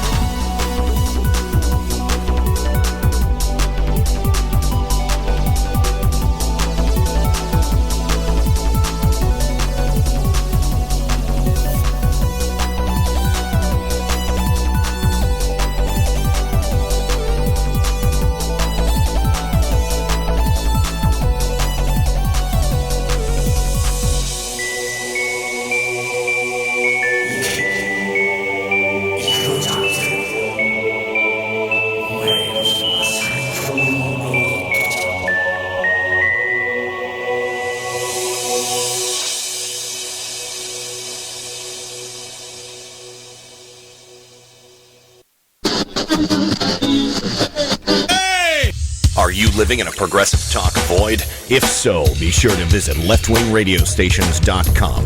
The state-by-state listing is a quick and easy way to find any left-wing talk radio station across America, from sea to shining sea.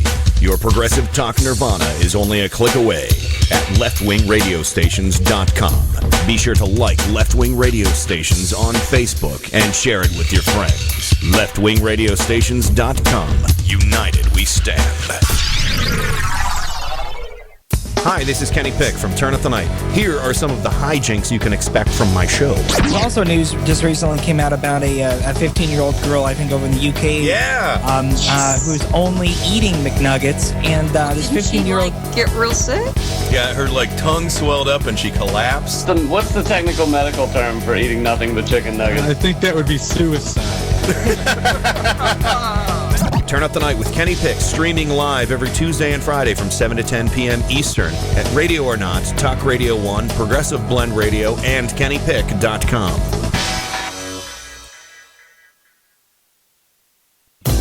What the hell? Are you stuck at home on a Saturday night with nothing to do again? I can't take it anymore! Then join me, my co-hosts, and my guests every Saturday evening for Mic Check Radio with Adam Hebert. Okay. Together we'll discuss the big news of the week from entertainment and politics, talk about the issues that are on your mind, and hey, we'll even talk about general stupidity and jackassery from the American right. You stupid jackass! So join me every Saturday evening, 6 to 9 p.m. Central at my Ustream home, Mic Check Radio. Come on in, it'll be loads of fun. Gee, I sure hope there's a happy ending. I love a happy ending.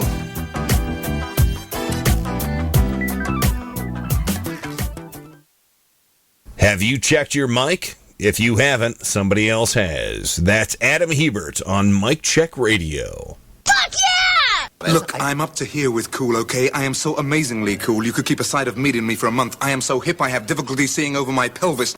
Smarter than Savage and sexier than Limbaugh. This is Adam Hebert on Mic Check Radio.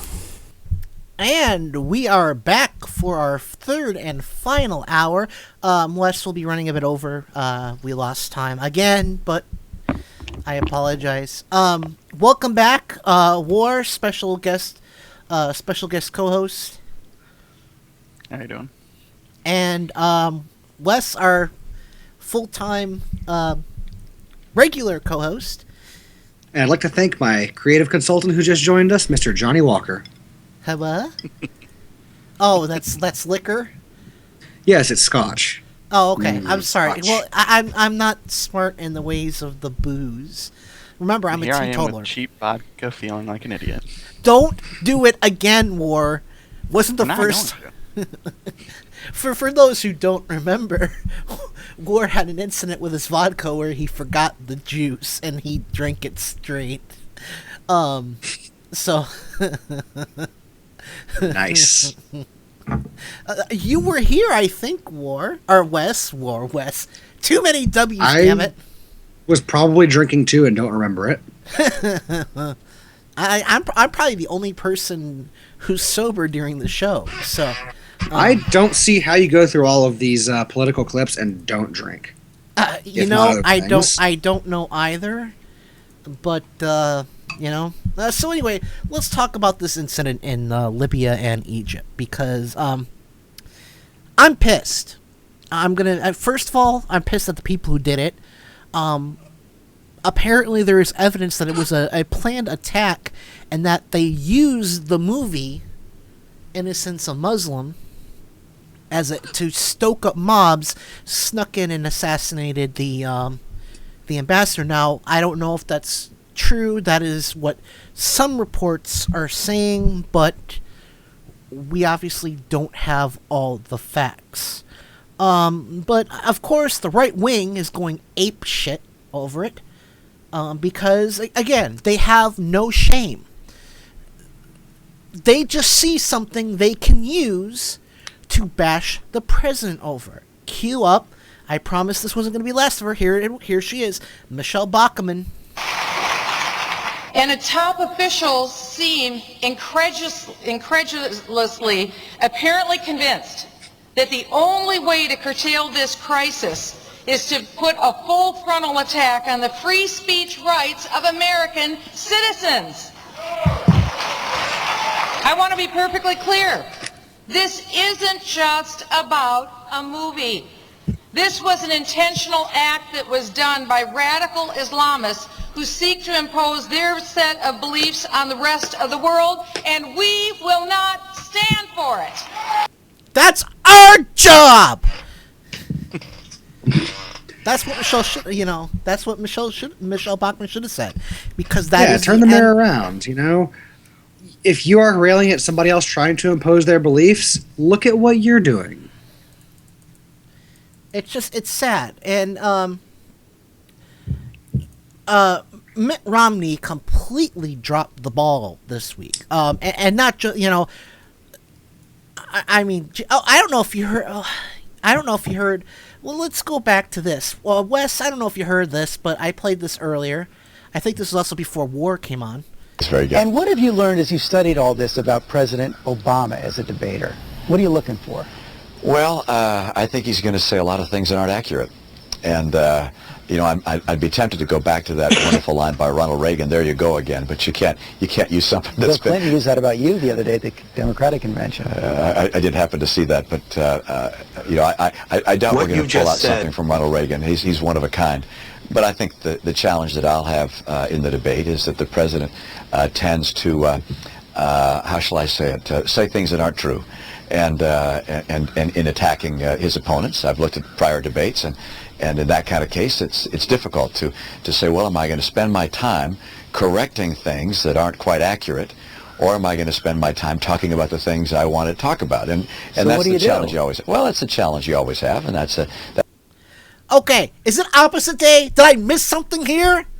Or did he just accuse President Obama of doing the same thing he's done the entire campaign? The work requirement bullshit. Apology tour. Mitt Romney, I mean, the man lied over 600 times in 1 month. I mean, the real issue here, and that's like, I believe he can make those claims all he wants. But the burden of proof rests upon the accuser. Show me evidence, and then okay, cool. But so far, I have not seen any evidence of any falsehoods. Thank you. Man up, Romney. Put on your big boy pants and your magical Mormon underwear. This is the big leagues. You don't get the whine. He hit me. Put on your man pants and your man, whatever that, magical underwear that Mormons wear. Their garments is the term that they prefer. I just like using, and of course he talks about Reagan. We're not going to use Reagan. Well, Ronald Reagan. Reagan, Ronald Reagan, tax cut, Ronald Reagan, tax Ronald Reagan, for Ronald Reagan, President Reagan, I'm with President Reagan. Ronald Reagan, Ronald Reagan in the Reagan tradition. The Ronald Reagan technique, President Reagan. Thank God. I think I have something Reagan-y in my ear. I mean, I know we used that last week, but, why stop now? But no, I mean, here's the story. The attack happened at like around 9 o'clock local time, our time, and Mitt Romney immediately released a press statement on condition that they not release it until after midnight, because he had made a deal in writing with President Obama that no negative ads would appear on 9/11. So, I mean, and he didn't even have all the facts straight. He was just like, this is a chance to, bash the president. Let's do it. Compliment sandwich. At least he did honor that deal. Not really. He released the tax return before, or not the tax return. He released the press brief, before the sorry, he doesn't get credit. Nope. I mean, public release. But anyway, that's really just a nitpicking point. I'm sorry. I refuse to give him credit for that. He saw something he thought he could take advantage of. And don't get me wrong. His response was totally out of line. It was completely just bullshit. I want everyone to... oh, sorry. Do you have the audio of that, actually? Because I'd like to hear the exact wording again. I am afraid I don't. There was no audio. It was a brief. It was written. Was it? Okay. But I want everyone to see this picture. This is from his little press conference, and I didn't get audio from that. I couldn't find it. But I want everyone to see this. This is when I realized Mitt Romney is not fit to serve as President of the United States. I know you guys can't see, but it is a picture of Mitt Romney walking... Yes, this is smirk. You can see in this picture that the press corps are all upset and looking sad. Normal. Mitt Romney is walking off grinning ear to ear because he's got a new tool to bash the president with. Mitt Romney is unfit for office because of this. You do not smile because Americans are dead, Mr. Romney. Yeah, I mean, it's just like you're coming in to talk about a serious event. It's just unprofessional, to be honest, because a politician ultimately, and this is not a partisan issue, we'd all agree, ultimately a politician is a form of actor. It's a job where you're dealing with the public, you're putting on a public performance of whatever your views or whatever your policies are. So you need to remain professional in that. You need to say, have some gravitas if you're talking about a serious issue. Again, I think this just goes to show what I've been saying for a while about Mitt Romney, and that this man is a sociopath. He feels no guilt, no shame. He will do and say whatever he has to do to get what he has been raised from birth to believe he is entitled to. And, I know you didn't, I don't know if you read I'm sorry, I know I've been really dropping the ball on show prep lately. But I think America's getting it. Latest numbers from 538. Barack Obama, 51.3%. Mitt Romney, 47.3%. And if the election were held today, Barack Obama would win 319 electoral votes, Romney 218, and he would have a 91.8% chance of winning. I think that this shows America gets it. And the fact that he is I know it's not a huge lead, but the fact that he's leading after all the money that the right wing has dumped into this race just shows everyone knows Mitt Romney's an asshole. He's a jackass. His personal character aside, you can say without any doubt that he's not a very good campaigner. He's not running a tight campaign. Certainly not. That I think is going to be his greatest downfall is... Ultimately, you have to run a campaign that keeps shit tight, keeps your message under control, and doesn't put your foot in your mouth too hard. Which is why it looks like, Barack Obama is using a similar tactic this time around this as what happened in 2008, where he basically just keeps relatively quiet and lets the other people just do the talking, because that's all he really needs. Mitt Romney is shooting himself in the foot just fine. Yeah.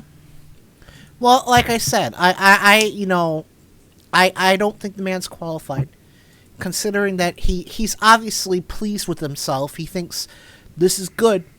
Dead Americans are good. Fuck you, Mitt Romney. Fuck you. War, I think you had something to say, it sounded like. Or was that Wes? Did I just heard... No, I had sent you something. I wanted to make sure I was looking at the same picture you were. Oh, I'm sorry. Yeah, that's it. Mine just didn't have that text. Because I wanted the, I get it. It's a little small. It's clear even in the crappy quality. He's smirking. He's pleased with himself. And I'm sorry. No, he's not qualified to be president.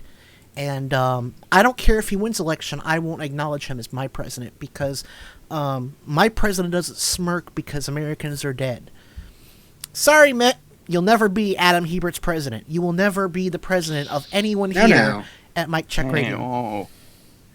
Hey, earlier you said that you respected the office, and whoever was. I think that's taking it a bit far. He gets fairly elected. Hold on. The fact of the matter is, he is smiling about dead Americans.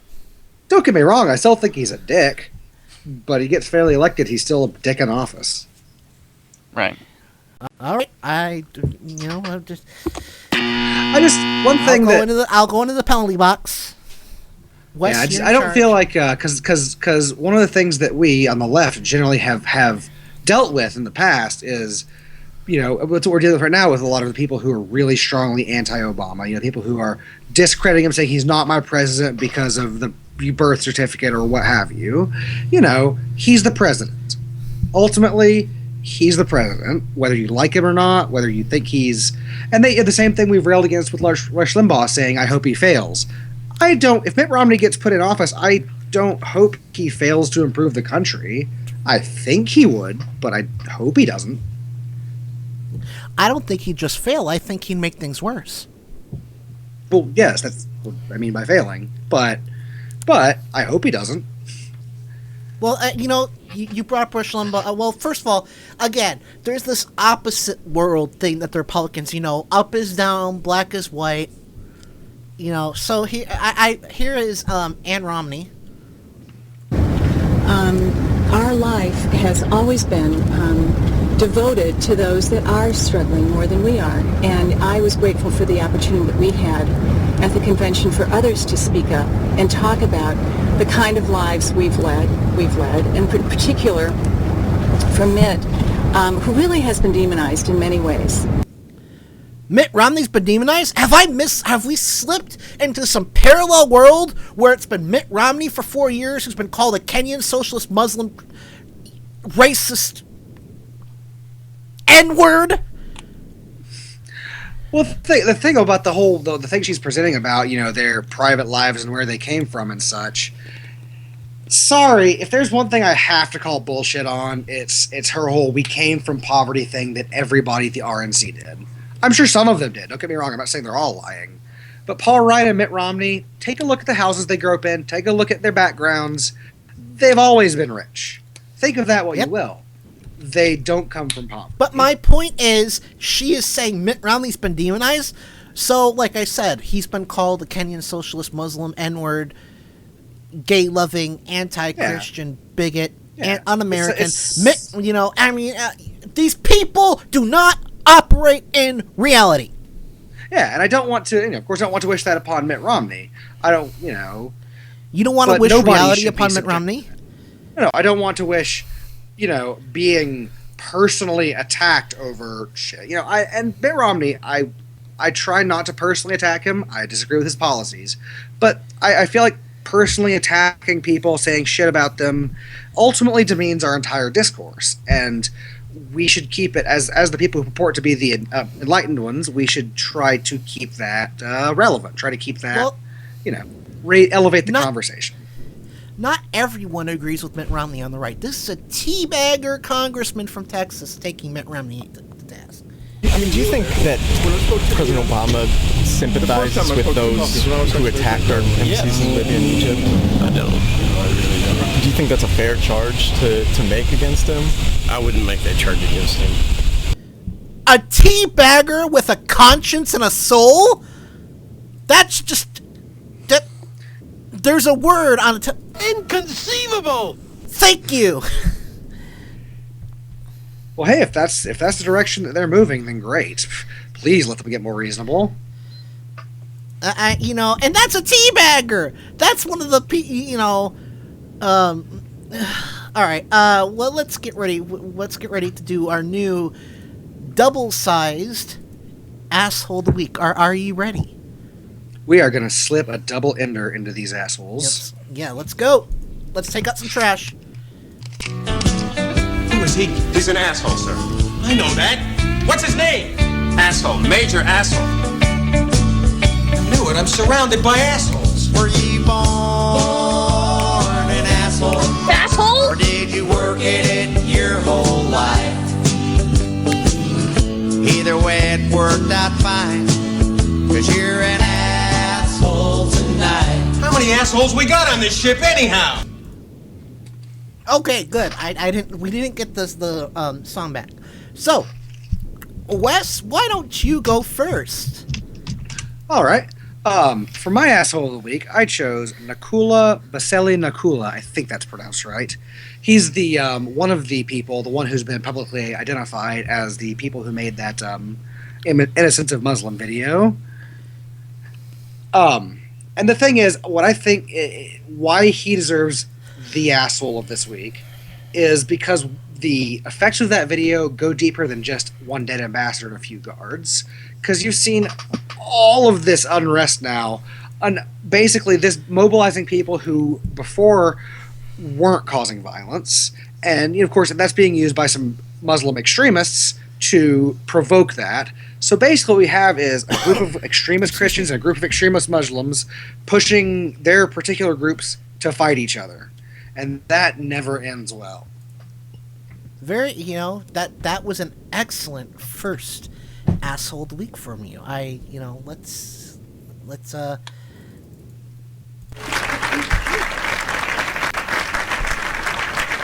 thing I can do is sniff an asshole. Well, I'm gonna, I know we only said 2, but War, do you have anyone you want to nominate for asshole of the week? No, I probably would have chosen somebody off of that video if I knew any of the names of the people, just because that's the only thing I've been hearing about this week. Well, and apparently they didn't know what was going on. Apparently the audio was dubbed in after the fact. That's what I've heard. They're like, Really? well, of course. Now, and I will say this: if I were involved with that project and it came to light, I would be saying, no, that. You got, I didn't know. Yeah. I know nothing. Well, no, the guy that I was talking about, Nicola, was actually picked up by the feds and is being, I believe, charged. So good. That implies a deeper connection than just being dragged along. What are they charging him with? That I do not know. I'm going off of memory of something I looked at a few hours ago, so I will have to double check on that. That's why the claim comes to the caveat. I know he's been picked up. I don't know that he's been charged. I think I remember he has. Well, what would they charge him with? That's a good question. Actually, I'm going to look that up right now because that's a good question. All right. Although it was a huge asshole thing to do, I'm not sure what law they would have broken. That's a good point. That's why I'm going to check this out. I'm stand corrected. He has not been charged with anything. He's been I think questioned. He's just being questioned. Yeah, but he does not deny involvement with the film, from what I'm reading. Okay. He's also, just out of as an interesting trivia, he was convicted several years ago of bank fraud. A conservative that's a criminal. All right, are we ready for mine? Are we ready to move on? Go for it. My asshole of the week this week is Reince Priebus.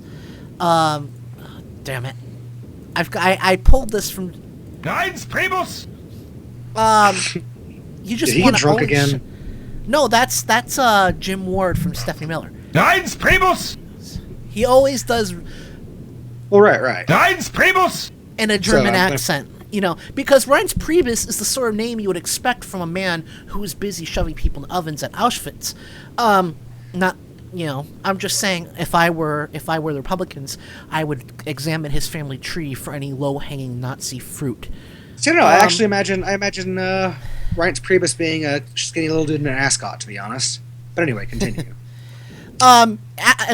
This is tied to the attack on our embassies, and he tweeted on September 11th, before any details were known. He tweeted, Obama sympathizes with attackers in Egypt, sad and pathetic. And he is actually correct. It is sad and pathetic that a man such as him is holding an office and running the Republican National Committee.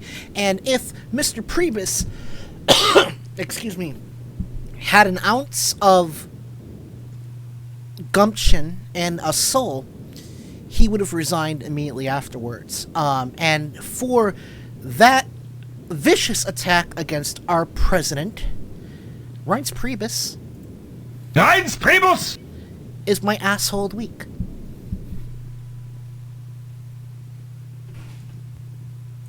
Well, yeah, it's. Go on.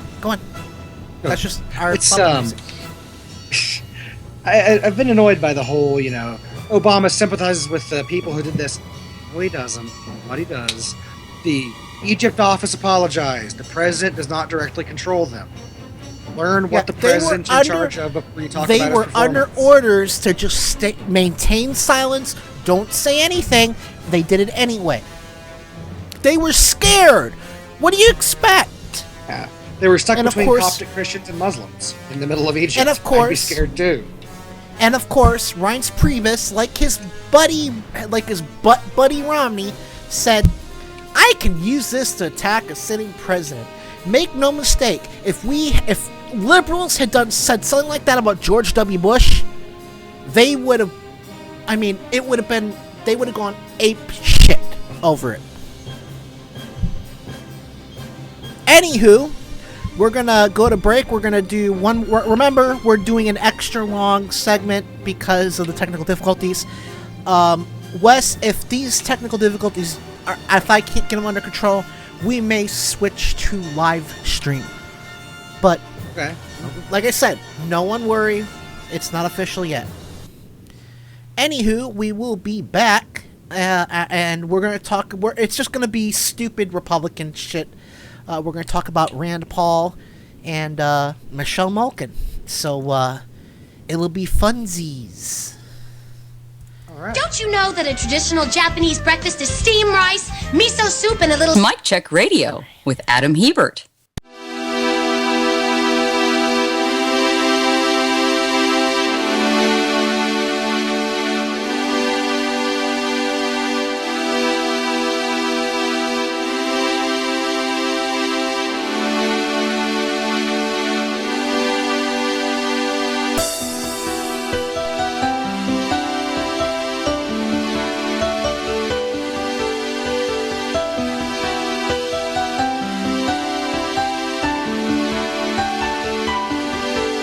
Heinz Priebus!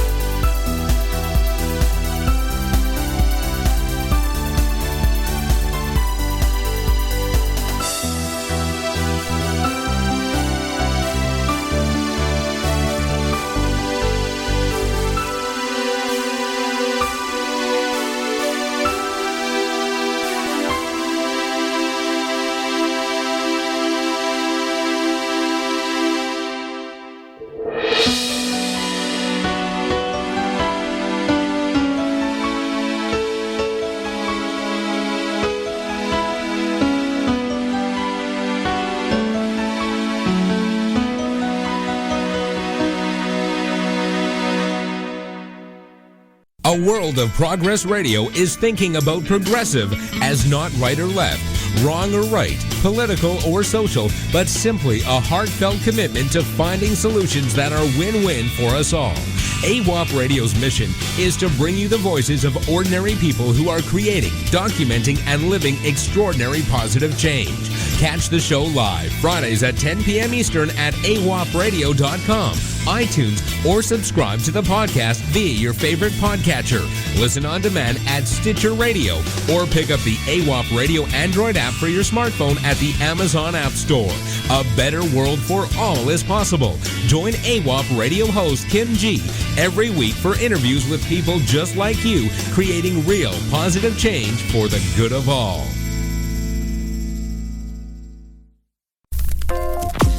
Hi, friends. This is Tom Hartman. This is Stephanie Miller. Hey, this is Hal Sparks. I'm Brad Friedman. I approve of Nicole Sandler's RadioOrNot.com. Radio or Not. Radio or Not. RadioOrNot.com. RadioOrNot.com. RadioOrNot.com. RadioOrNot.com.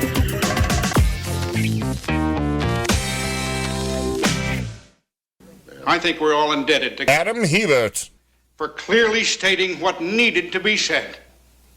I'm particularly glad that these lovely children are here today to hear that speech.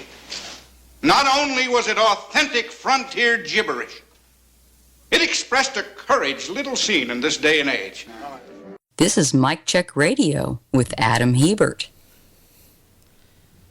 And mic's on. Yes, I got it right this time, guys. I remembered to make my mic hot, so woohoo! We're back for the final supersized segment of this week's Mike Check Radio. Joining me is our special guest co-host, War in our New York State Bureau. How you doing? You're a little soft, War. You may want to... Can you turn up your volume, or do you just have to speak louder? I probably had it too far away from my head. Okay, there we go. That sounds better. And of course, the most badass co-host in Liberal Talk Radio, Wes Scarskaddon. Word. And I would like to. I know I'm breaking protocol. I'm gonna nominate a third asshole of the week. I want whoever thought it was a good idea to throw a bicycle seat through the window of the study room next to my room. You are an asshole. That's a dick move. You know. You look like the vermin-ridden son of a bitch you are. If I ever find... Yeah, because I was trying to go to bed. And all of a sudden, crash! You know, and I knew it wasn't a beer bottle. It was too big and loud to be a beer bottle. It was the window of the study lounge. They had to replace it today. So, thank you. I'm probably going to end up having to pay more in student fees because of your jackassery. So, I just had to get that out.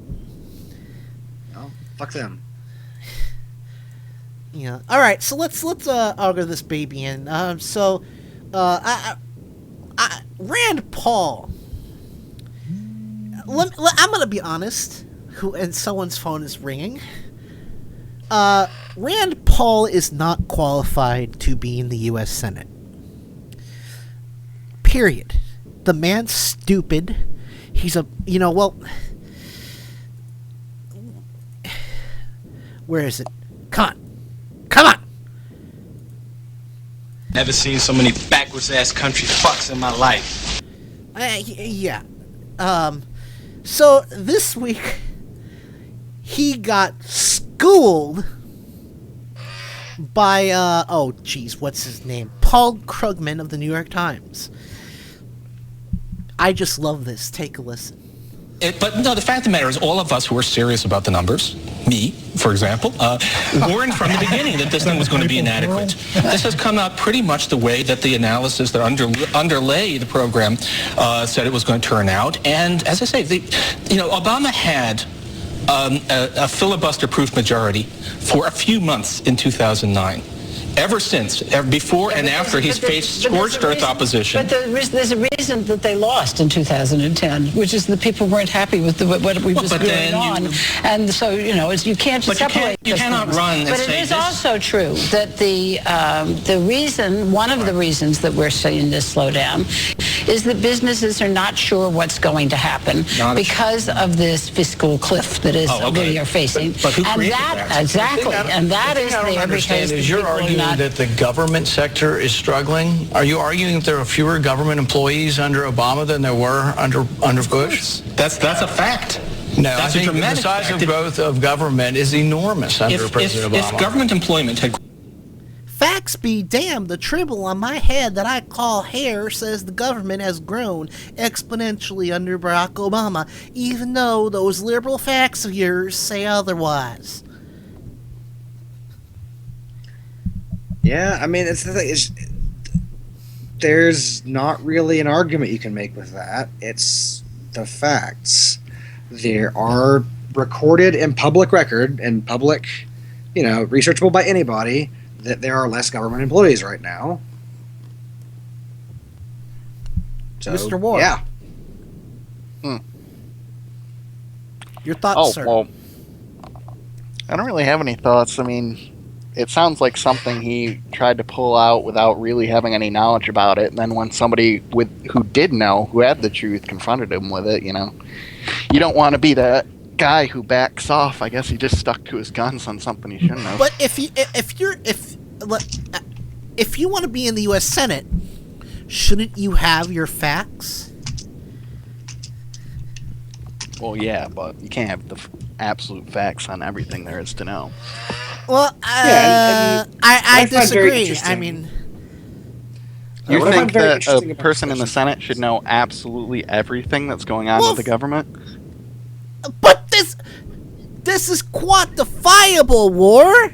This isn't just something we pulled out of our ass. There are numbers to back this up. This man is voting on budgets, on spending, on cuts, and he doesn't know the basic facts of the matter? Well, like I said, he probably made the comment based off of something he heard rather than something he looked up, and just didn't want to agree with the person that did have the truth. I have to say, I mean, yes, he should have a general knowledge because of his work, at least of where the numbers stand relative to one another. I mean, I wouldn't expect him to, with no preparation, just pull out statistics off the top of his head, sure. But I do think he should at least have a general idea of how the numbers compare. Well, I mean, like I said, it's his job to know the facts. And yet, he does not. Like I said, I don't think the man is qualified to be a U.S. Senator. All he has done since he got elected is obstruct. That's all he knows how to do is say no. No, you can't have an abortion. No, you can't spend money. No, you can't do this. No, you can't do that. He has no legislative accomplishments to his name. All he has done is say no. Yeah, and he was one of the ones who voted against extensions of medical benefits for things like 9/11 first responders and, such like that. It's 9/11 responders were only useful to the Republicans as props. Yeah, that's one of the things that, I of course, I believe that there should be a universal healthcare system anyway, so it shouldn't be an issue. Why do you hate America, Wes? I don't hate America. We just do it better. But yeah, Okay. Lost my train of thought. Oh yes, Your train of they thought were. derailed. It happens occasionally. They were the Republicans, especially immediately after 9/11, which is a different Republican Party, to be fair. It's evolved in a way, but they love to use, we're the party of our heroes, our patriots, our troops. Who's fucked the troops more than cutting their benefits, more than cutting their social benefits for veterans? Who has fucked the first responders more? who's fucked the people they purport to revere. Amen. Do you know what else the Republicans love to talk about and love to use? Gay people? No. Nazi references. You hear about the case today? There was a couple, and they found these gold double eagle coins from, 1939, I think is the year. Right. And they're worth like $80 million. Now, the court case, it was in because they had, I guess, confiscated them or asked people to turn them in. FDR. But they had the 10 coins or whatever it was, and they said, no, we're taking them, and you don't get a penny. Well, it's sort of like the Nazis taking paintings from Jewish families during the war and saying, oh, well, you don't get them back. Well, they're yours. They're still yours, even if they find it 60 years later. Yeah, they say, well, there must have been some criminal intent here by what, the grandfather, the father? We never changed some of those. Yeah, the guy stole the fucking coins from the mint. You don't get to steal something and keep it when you find them 60 years later. They were still the property of the United States federal government, you stupid asshole.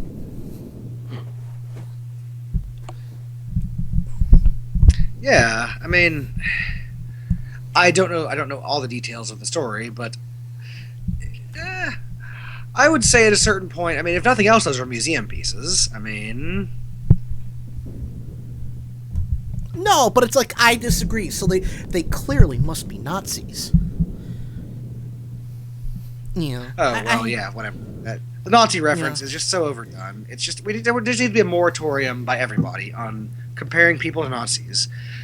Godwin's law is good. It's not enough. There's just moratorium on the Nazi comparisons. They never elevate the discussion. Well, I played this earlier, but you know who does elevate the discussion? My genitalia?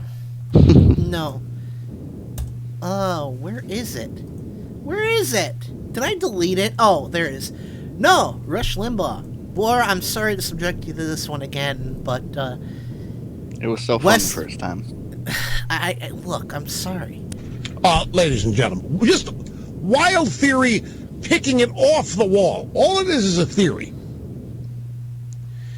What do the militant Islamists... Hold on, before he says it's a theory, let me translate that. It means he pulled it out of his polyanal cyst.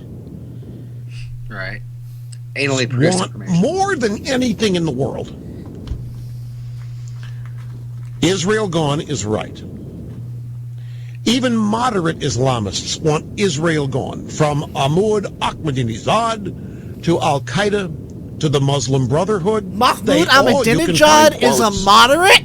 Yeah, for Palestinian leaders, Hamas, Fatah, you name it. All of these factions of militant Islam. Number one objective, no more Israel, and if they could bring it off, no more Jews. Okay, so, what if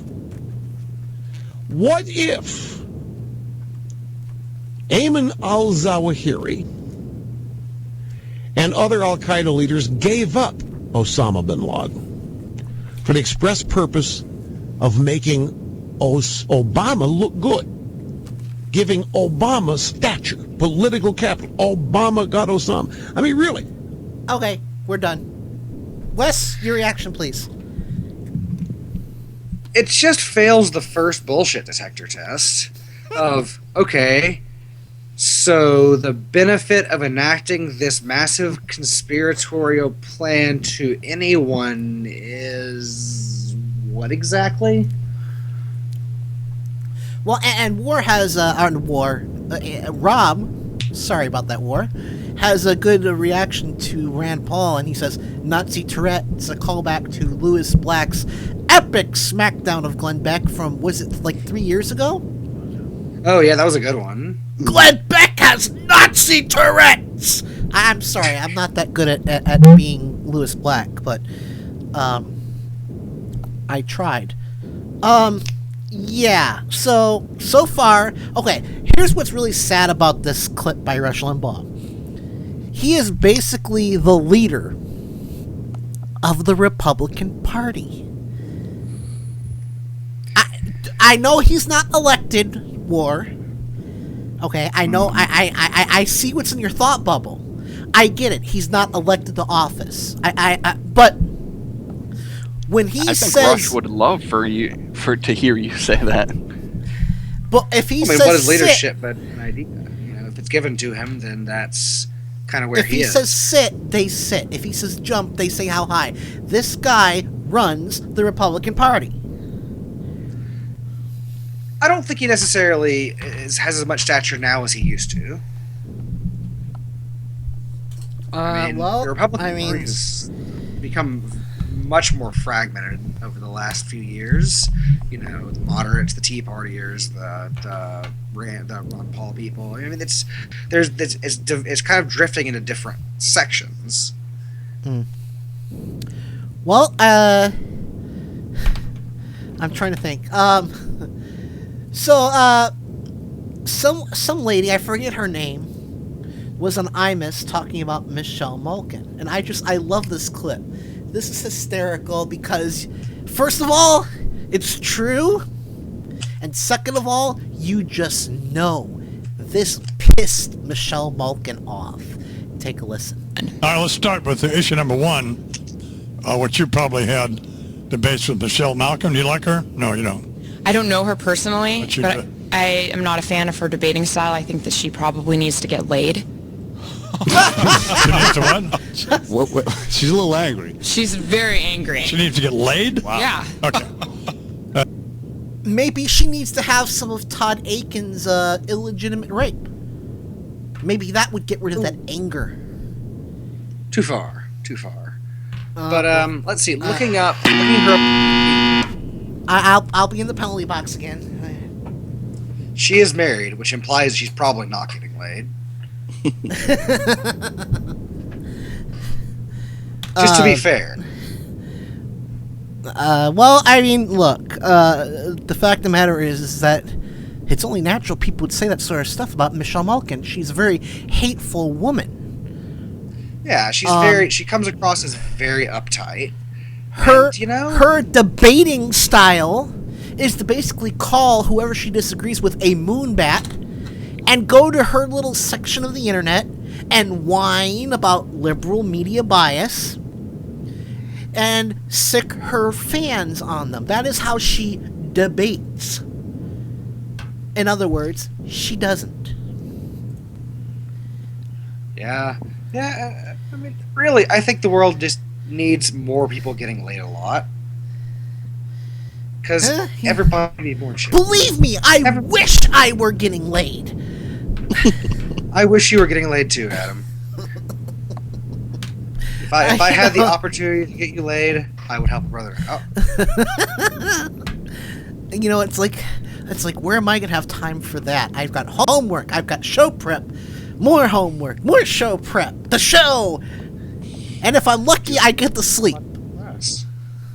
I'm sorry? Find a lady from your class over for homework.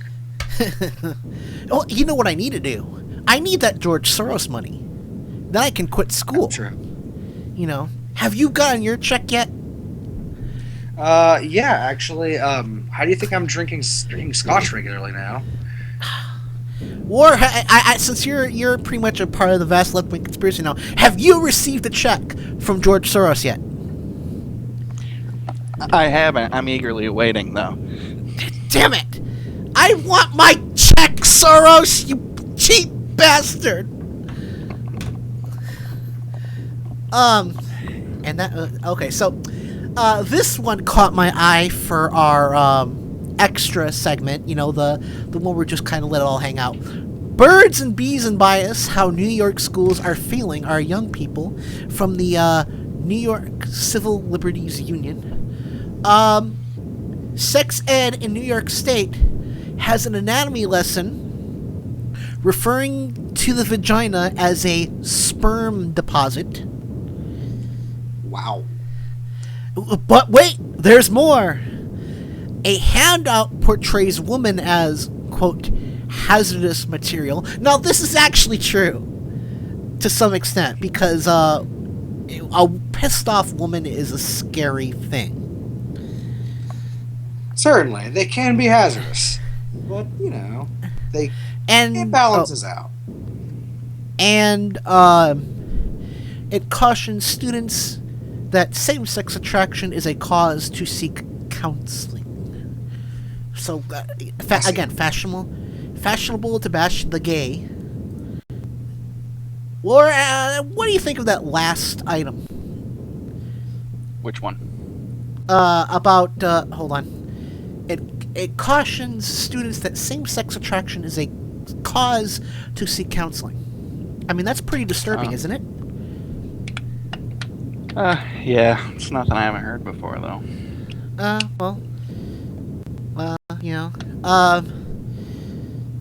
Yeah, I mean, this is what they're teaching kids in middle and high school. That a vagina is a sperm deposit. I mean, in all fairness, yeah. I learned a hell of a lot more about vaginas and homosexual relations and such.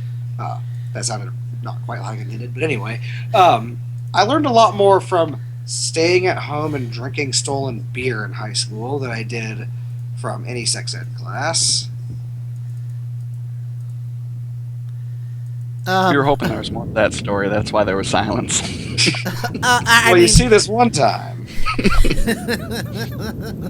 And then I was waist deep in panties, and I could say I'm coming in 14 different languages.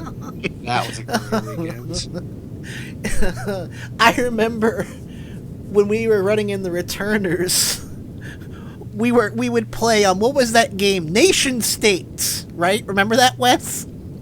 Yeah. And what the currency of Wes's country was what again? I honestly do not remember. Dainty unmentionables. Ah, right. Yes. The things we laugh about, 10 years later. Yeah. It's a good memory, I say. Yeah. You know what? For some reason, I would start off with a utopia and always end up with a fascist hellhole for some reason. No idea why. That's useful for your politics, sir. I always ended up as a kind of middling, happy, simple country where there was lots of social justice and lots of happiness, and everybody pretty much got along. But we were never super rich. Yeah. Well, and first of all, Rob says I went too far with the illegitimate rape comment. I do admit that was in bad taste, and so I apologize to Michelle Malkin. And I'm sure that clip will be put up on Newsbusters next week without my apology to Mrs. Malkin. Of course. Make it so, War. I had already saved it.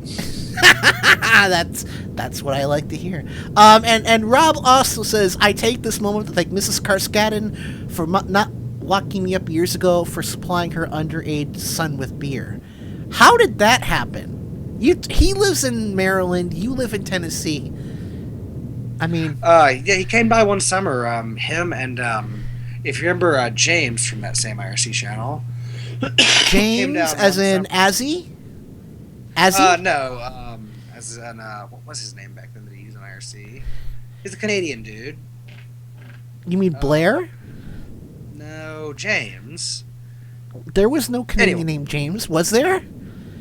Yeah, dude. I met him. He was cool. A cool Canadian? Yeah. Known quite a few cool Canadians. But anyway, dude was cool. Inconceivable! But, Rob was, I think, 23 at the time? 22? In his 20s, and we were like 17, 18, 19.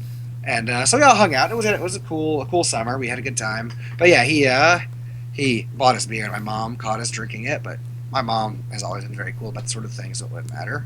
Well, yeah, I remember you one time how excited you were because she gave you a bottle of Jack. Yeah, I was underage, and best have mom ever. Yeah.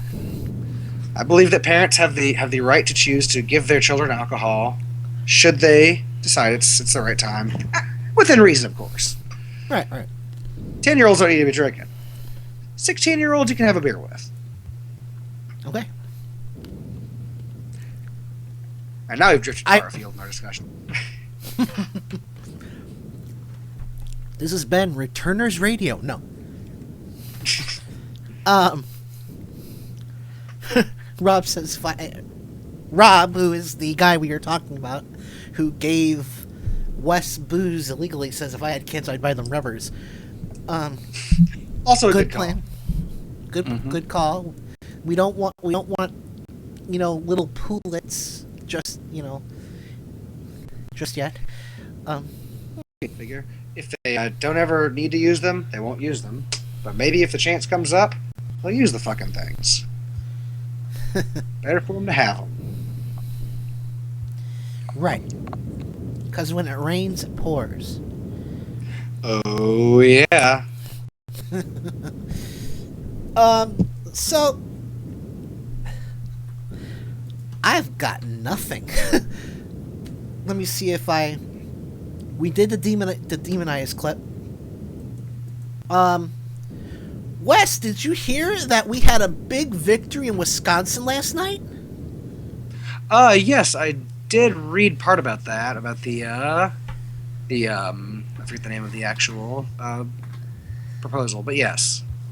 Yes, his anti-union law got struck down as a violation of the First and 14th Amendments. So, right. Well, I agree with that decision. And I'm sure the Kochs wasted no time in ordering a hit. Because Wisconsin is their toy now. They bought and paid for it. Oh, yeah. So, I can't believe... Well, we're probably not going to go the full 15 minutes. I think we're going to be a little short on the show tonight. But, yeah, I'm sorry, I'm zoned out. No, it's not you. It's me. It's just we lost like 15 minutes just because my I test all this stuff. It's working, and then all of a sudden, it's not working. So Yeah, well, we'll see what happens. If we need to move to another provider just to get it out there, we have to. But just see if we can look into what exactly is causing it, and it's all good. So, well, let's do some plugs. Not for our affiliates just yet. And I'm going to take your advice, Wes, and from now on, we're going to call them affiliates. So. Okay.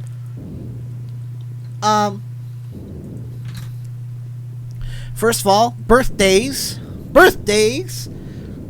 We have Kenny Pick Sr., Kenny Pick's dad, my friend in Montana, Missoula, Montana, Michelle Kato, o Tanjobi omedeto Kato-san, and King David Blaine, who is a regular in the Radio or Not chat.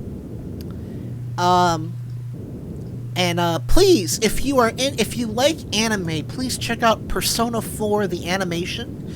It releases on Tuesday, and unless you are the sort of person who absolutely has to have the best quality, get the DVD version, because the DVD version has Japanese subtitle or Japanese language English subtitles. The Blu-ray doesn't. The licensor said you can't have Blu-ray with subs, which I don't understand, but there's nothing I can do about it. And please check out Robert Wood's story, Playing in the Dark, in the online children's magazine Underneath the Juniper Tree. It's been out since September 1st. Please, read it. Read it now.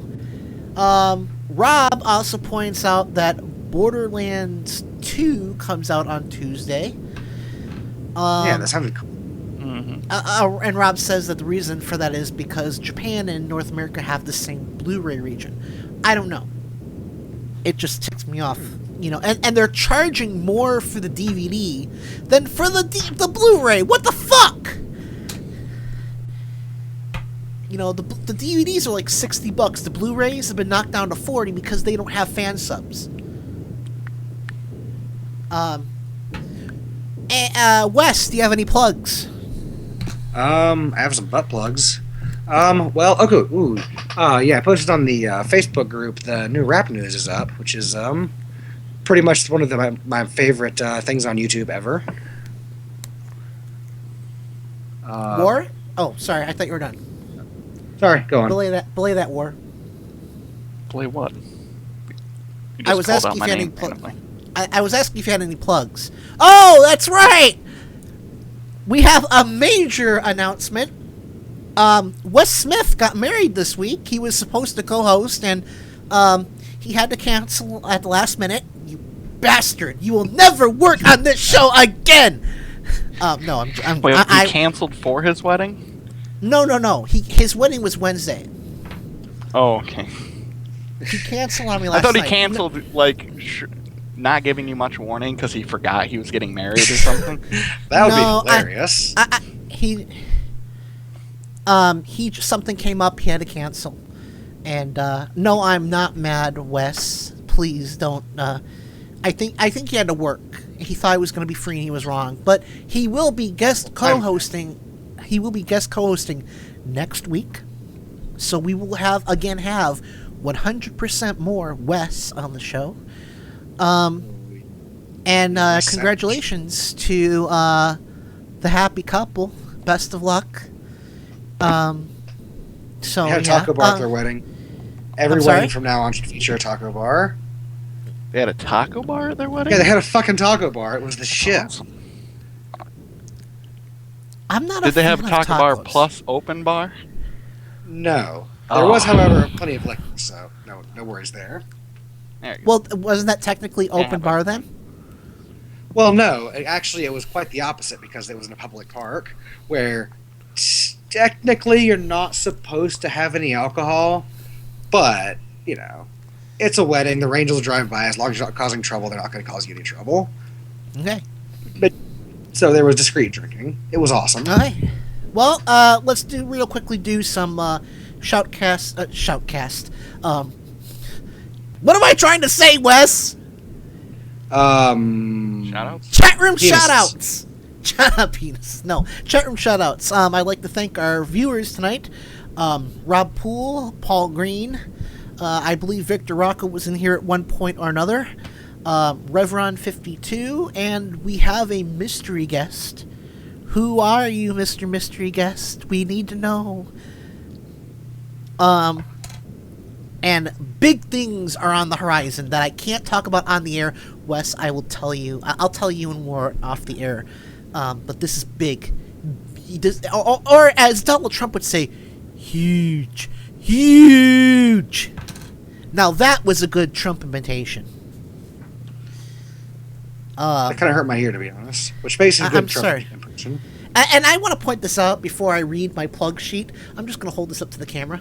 I leave myself really nasty notes. You can't read that very well, but it's Japanese and it reads Koro o yomeyo, baka. And it basically says, read this, stupid. I leave myself very mean notes. So I have a plug sheet again. We'll do that in a couple minutes. Rob says, thank George Soros. Thank you, George Soros. Where is my fucking money? But again, seriously, big things are coming on the horizon. We're not going to give the show up. We're working in the background, possibly getting a web page up. I don't know when that's going to happen, and I can't say for certain it is, but we are negotiating, I guess is the way we could put it, Wes. Sure. Rob is saying no. Soros is the mystery chat guy. In which case, hi George, hi Mr. Soros-sama. Bonsai. Break your fucking legs. I see we're taking different approaches here. I'm sorry. We're just breaking down.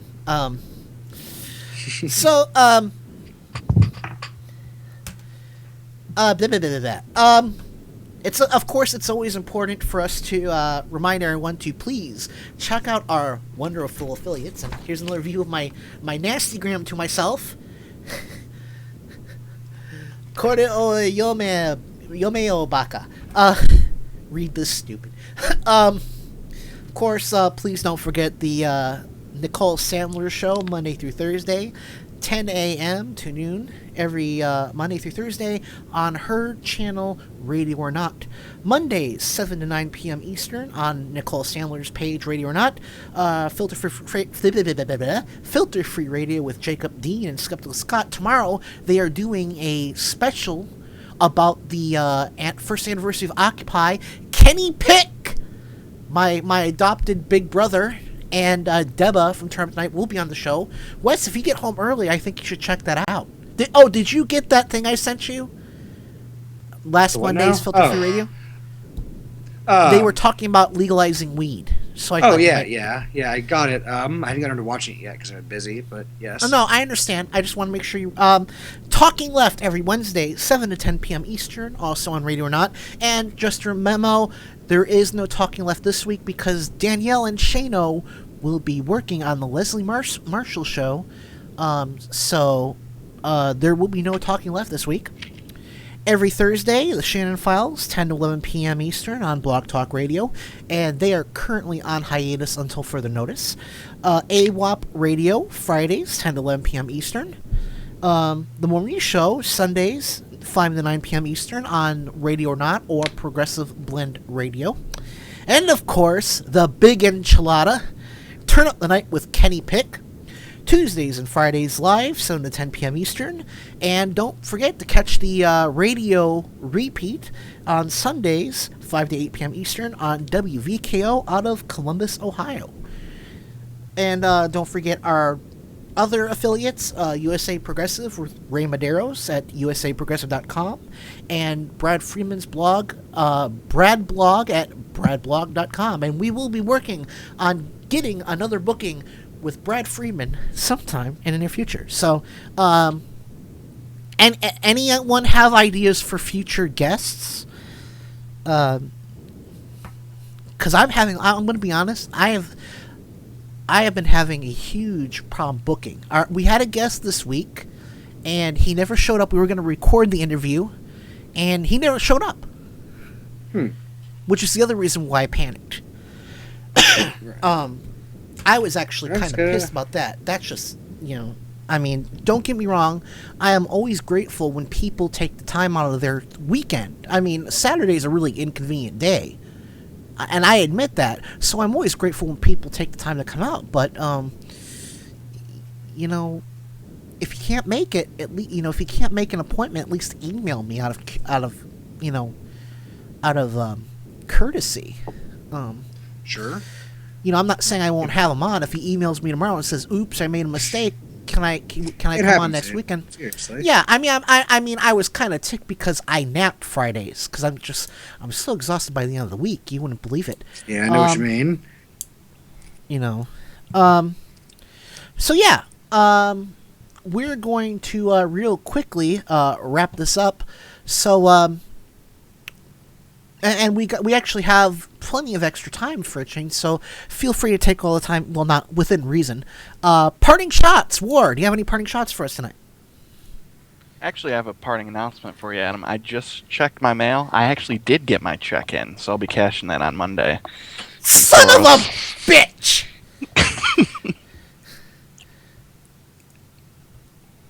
It was very generous. I want my money, damn it.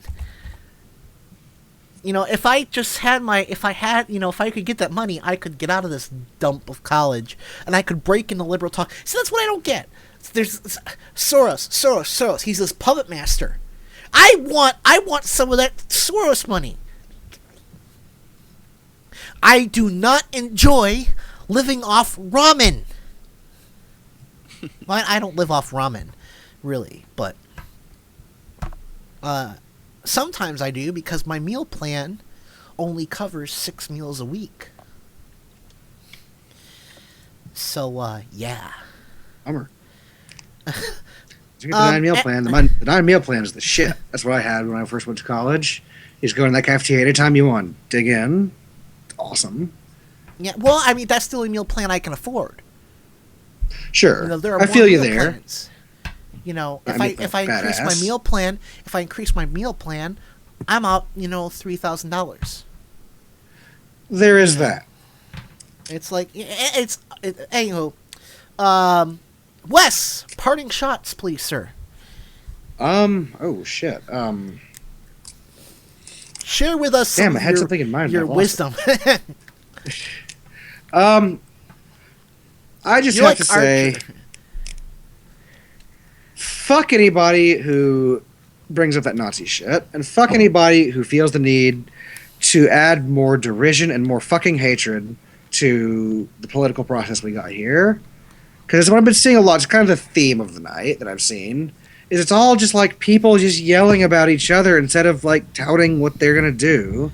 And it's like, dude, none of you people are fucking helping. And it's endemic to the system. It's not...